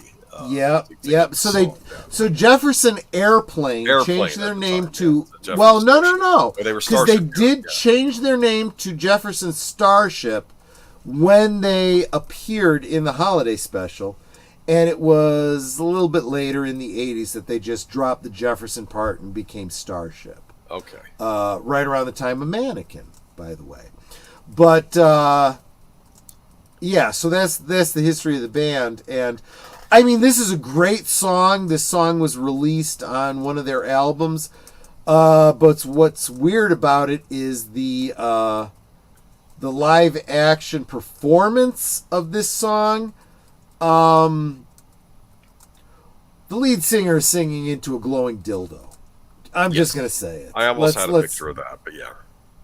Hell no, I'd have been fine with that if you had, but it's weird. It is weird. I think it was too fuzzy because the trouble with the holiday specials, this wasn't shot on film. This is 70s video, so a lot of these pictures are only going to be as good as they can be. Yeah, so there is. I know the internet people have done their best at making the special as clean as they can make it. If you want to see the original version of the Star Wars Holiday Special, look it up on YouTube. But specifically, go Star Wars Holiday Special, WHIO. WHIO is the network in Ohio that played the holiday special and then kept the tape of it. And somebody got a hold of it and released it. It is the cleanest copy of the holiday special that exists. George Lucas tried burying it, but no dice. He said if I had enough time and a hammer, I would smash every bootleg copy of it. It's like, fuck you, dude. This is actually gold. Look, people don't realize the holiday special kept the hype up for Star Wars in between Star Wars and Empire. There was a long pause between Star Wars and Empire. I mean, there were comics, probably, right? But or maybe not even that at that point. Maybe not. Let me think. Marvel Comics had the rights to Star Wars. They did the adaptation of the original film. And then, yes, they did continue it. So it was Marvel Comics if you were a comics fan. If you weren't, there was nothing. There was nothing. There was the PBS radio version that came out a year later, but yeah. Yes, the audio dramatization, which included a lot of the elements from the novelization. So there was more story than the original films, but yeah, I mean that's all there was, and the toys. Let's not the marketing, the toys and the lunchboxes and all that stuff really kept it alive. But we needed something. We needed a new story, and the holiday special was it for many of us. And you got Boba Fett. The problem, yes, it was the introduction of Boba Fett, and if you did the Kenner mail away to get the advanced action figure of Boba Fett, when it arrived, it had a little write-up about, as seen in the holiday special, and there were actually prototypes of Chewbacca's wife Mala, his father-in-law Itchy, and his son Lumpy. They were going to be action figures. They just never ended up getting made. However, fans have done 3D prints of them, and I have custom action figures that I will be showing later this year in my own video. But yeah, it was. This was a big deal, and the downside of the holiday special was it was only aired once. If you did not see it live, like I did, I was sitting in front of the television and I watched this live with my family. But this was before we had a VCR, so I was not able to copy it and keep it forever and have the physical media. So it wasn't until like high school when I started going to conventions and there were people selling VHS tapes, basically bootlegs, that I was able to get a copy of the holiday special. And then later, the internet came along and I was able to download a copy and make my own DVD copy of it. So now I have multiple versions of it. I have the original Huio, right? The original release version, or the original Ohio station's broadcast of the holiday special, and at least two different fan edits of the holiday special on DVD. And every year when I do a rewatch, I do a giveaway of a couple copies of it. So, make sure you got the bell notification hit, so that in November when I go live with my my rewatch of the holiday special, you can get in there and get yourself a copy if you're interested. But it's not the greatest. It's not considered canon by most sources, but let's face it, you compare it to some of the shit that Disney Lucasfilm has been putting out, this is head and shoulders above that. All right. So that wraps it up. Maybe we'll do this again sometime if we think of other examples. But yeah, I think that we all... I feel like we said we're not recommending these things, but I feel like a lot of people are now curious and might go seek them out. Now, I'm not saying don't do it. I'm just saying don't say that we sent you. Okay, just don't say you weren't warned. You were Dragon warned. Slayer. I actually, if you see it on sale sometime on your game, or again, check out YouTube. Yeah. Do a search for it's a not all playthrough. bad. I just don't think it's a great game. The playthrough is absolutely worth it. The gameplay sucks, and it'll just annoy the fuck out of you. But yeah, check out unless you like QuickTime events. yeah. Well, exactly. The other thing too was, even if you did well in that game, you ended up playing some of the same scenarios over and over again, and you'll see some of those same scenarios played over and over again when you watch the full playthrough. Even in the playthroughs, yeah. All right. I would, I would think that some of these playthroughs, you'd edit it so that what was crazy is sometimes the you'd see the same scene, but it would be like inverted. And it's like, look, if you're gonna do an edit, just do one of every single scene and be done with it, Yeah. Cool. But God, this was kind of fun. Even though we were kind of poo-pooing the things we were talking about, it was fun to revisit them, and just kind of think through how much we enjoyed them as kids, and there was potential there, right? Yes. When I think about ISIS and the Shazam Hour, I think there was a lot of potential there. I feel like there was a kernel of goodness there. And even as we're talking about Star Wars and Superman 3 and so many other things, there was an element there that was worth it. Just saying. Cool. But oh shit, we're coming up on 1 o'clock your time, midnight here. So I'll probably. I'm sorry that I've kept you this long. It's all right. You're going to be suffering tomorrow. Do you think you can end the stream on your own though? You need to drop out. I He's can. not alone. All right, I'm just making sure. Can. I know I'm his designated driver. Netter's the bouncer, but it was great hanging with you.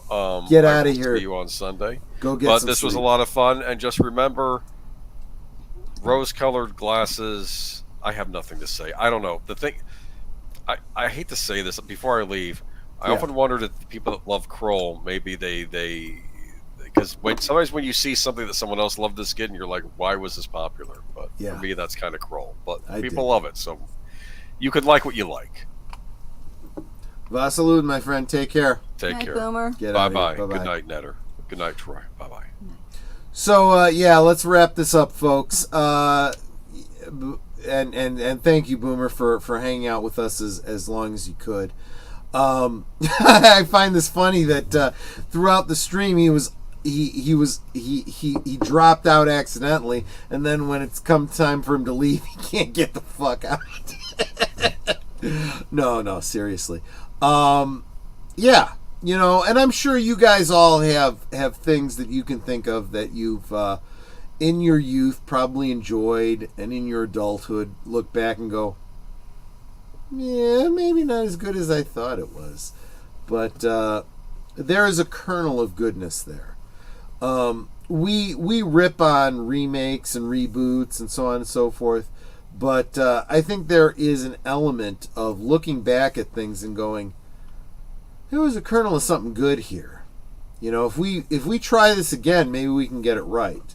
So I don't fault people for thinking of that. Netter, in this conversation that we've been having, is there anything that you thought of that you were like, yeah, there was something I loved as a kid, but it was actually shit? Oh, gee. Putting you on the spot. I know you didn't have something prepared or anything like that. Well, no, because you didn't ask me to. No, I didn't. I'm trying to think of like some of the toys and stuff that I grew up with. Well, you also have to remember You had a lot of hand-me-downs. Yeah, I came from a family of 5 kids, 4 of them being girls. So a lot of my toys were hand-me-downs. So it's like I still have the Barbie that was my oldest sister's and then passed down to the next sister. To the Held next sister, together to by a mine. safety pin. Well, one of the arms is. One of the arms has a safety pin going through it because it, I guess, back then they still had the rubber bands inside. So if I take the safety pin out, she'll still have holes in her arms, but I can reband it now. Yeah. But I still have my original Barbie. Yeah,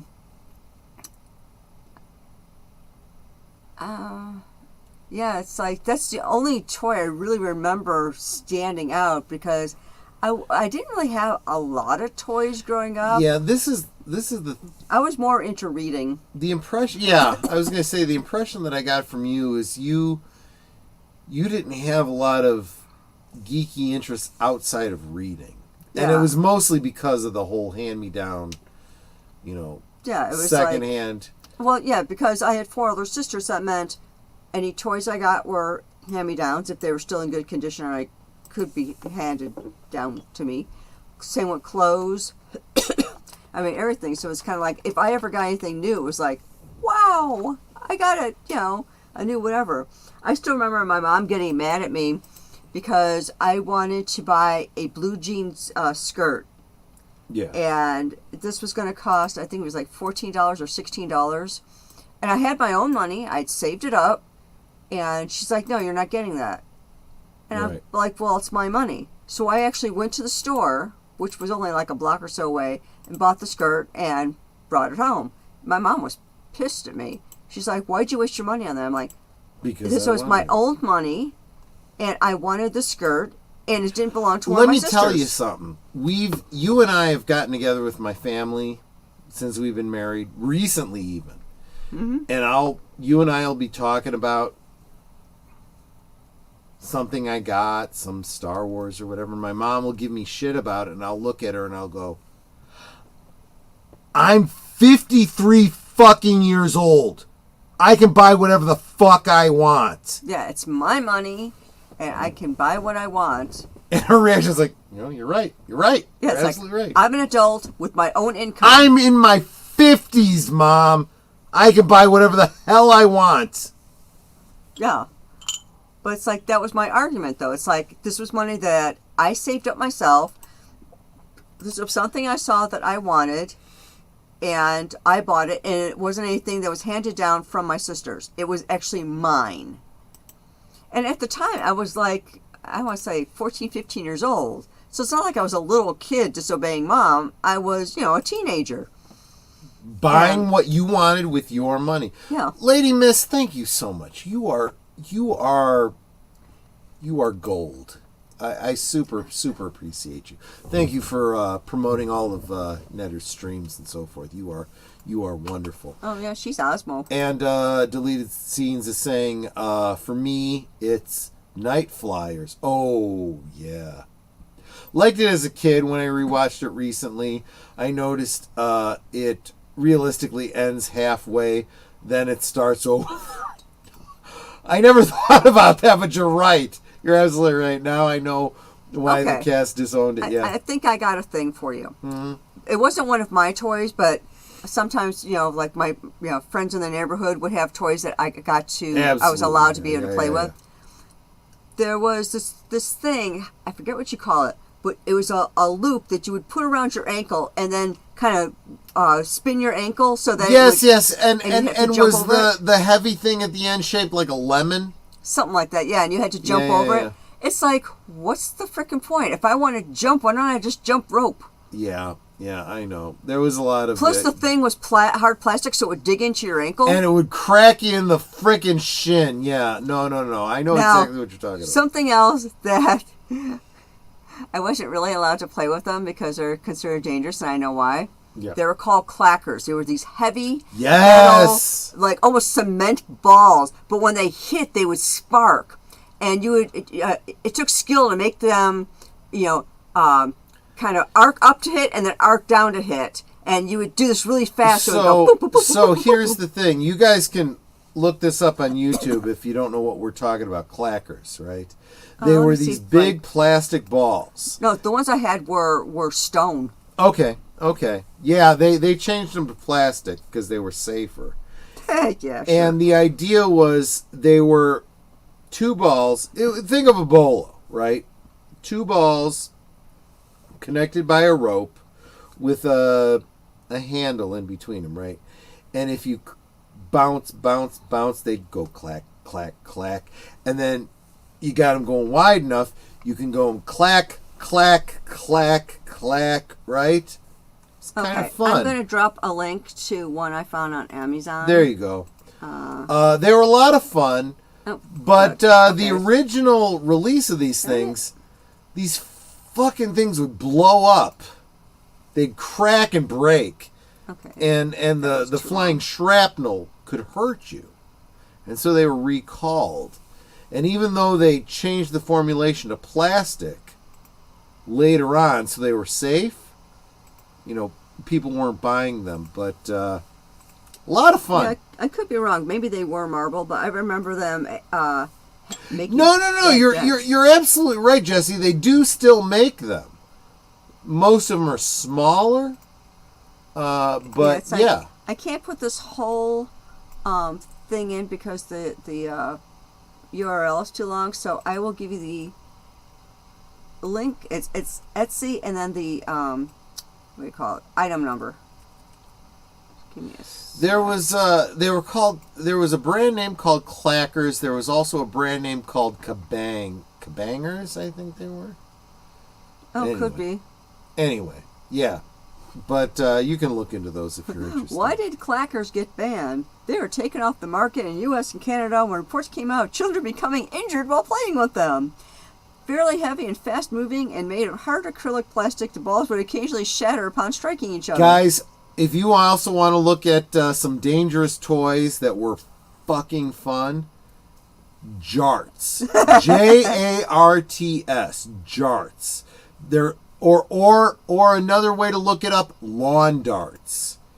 They were these darts that you could throw. The whole idea was to throw them and land them like 100 feet away in a target or whatever. Actually, the problem was they were heavy and they could, like, if they hit you in the head, they'd fucking kill you or whatever. The link I'm dropping now in Troy's chat brings you to a site called toyinfo.com, and there's a picture of the clackers right there. Yeah. This is some great toy history. Look, we weren't so precious back in the day. We played with some dangerous toys, and we knew how dangerous they were. The snowflakes today couldn't handle the toys we played with. Just saying. Heck, it's like every morning I see these high schoolers literally shuffle past my house like zombies. Mm-hmm. And if they don't have their nose in the phone, they look like zombies. They're just kind of staring straight ahead and literally shuffling down the street. And it's like, and all of them are overweight. I want to say about 98% of them are overweight. Guys, and it's because they're not getting any exercise or anything else. We're getting else. off topic, but one of these days we're going to have to talk about the food we eat. There is a war on the food we eat. Well, I'm talking about just kids now not going outside, running, playing, biking, whatever. You're right. Like, that is a big part of it. We were outside all day from sun up to sundown because that's when you had to be home. When those streetlights came on, you had to be home. And we were running, riding our bikes, playing tag, I mean, everything. Keep in mind, too, though, you're talking about a time before high fructose corn syrup, where sugar was put into everything as a preservative, artificial flavorings, artificial preservatives. Yeah. Yeah. The food is very different than it was before, and we are now getting totally off topic. Red Ryder BB gun. Yeah, we'll cover that one again in December. We should start winding it down. But I hope you guys. Yeah, snowflakes. Yeah, no, there's a lot of snowflakes out there. You're absolutely right, Tim. So I am 3 sheets to the wind. It has been I consider this to be a successful stream because I am friggin' drunk. And after the week I've had, I feel that I've earned it. Netter is here, of course, to make sure that we safely close down the stream.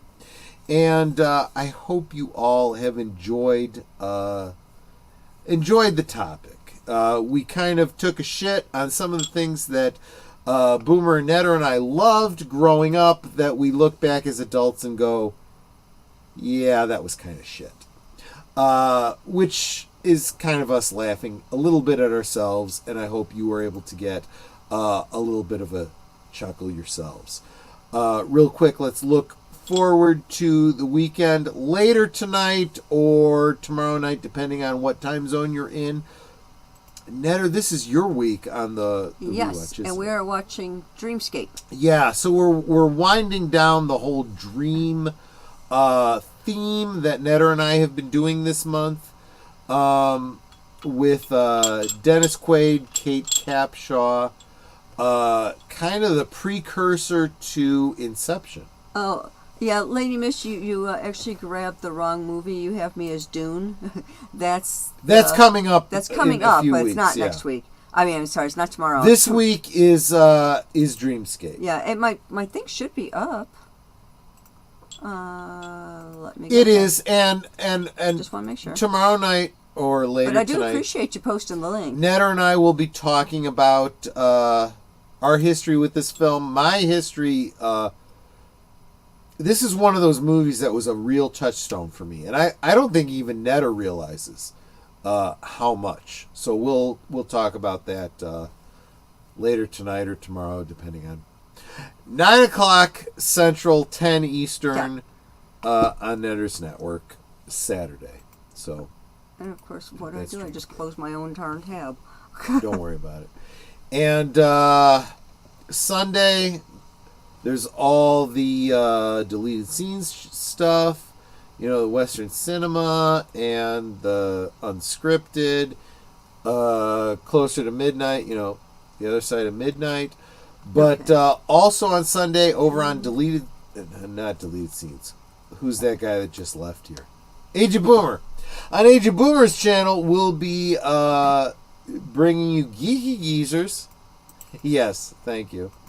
Geeky Geezers, all the news of the week, the geeky news that we found interesting, including a whole shitload of dismal Disney. Yeah, we'll be shitting on Disney this weekend. Yeah.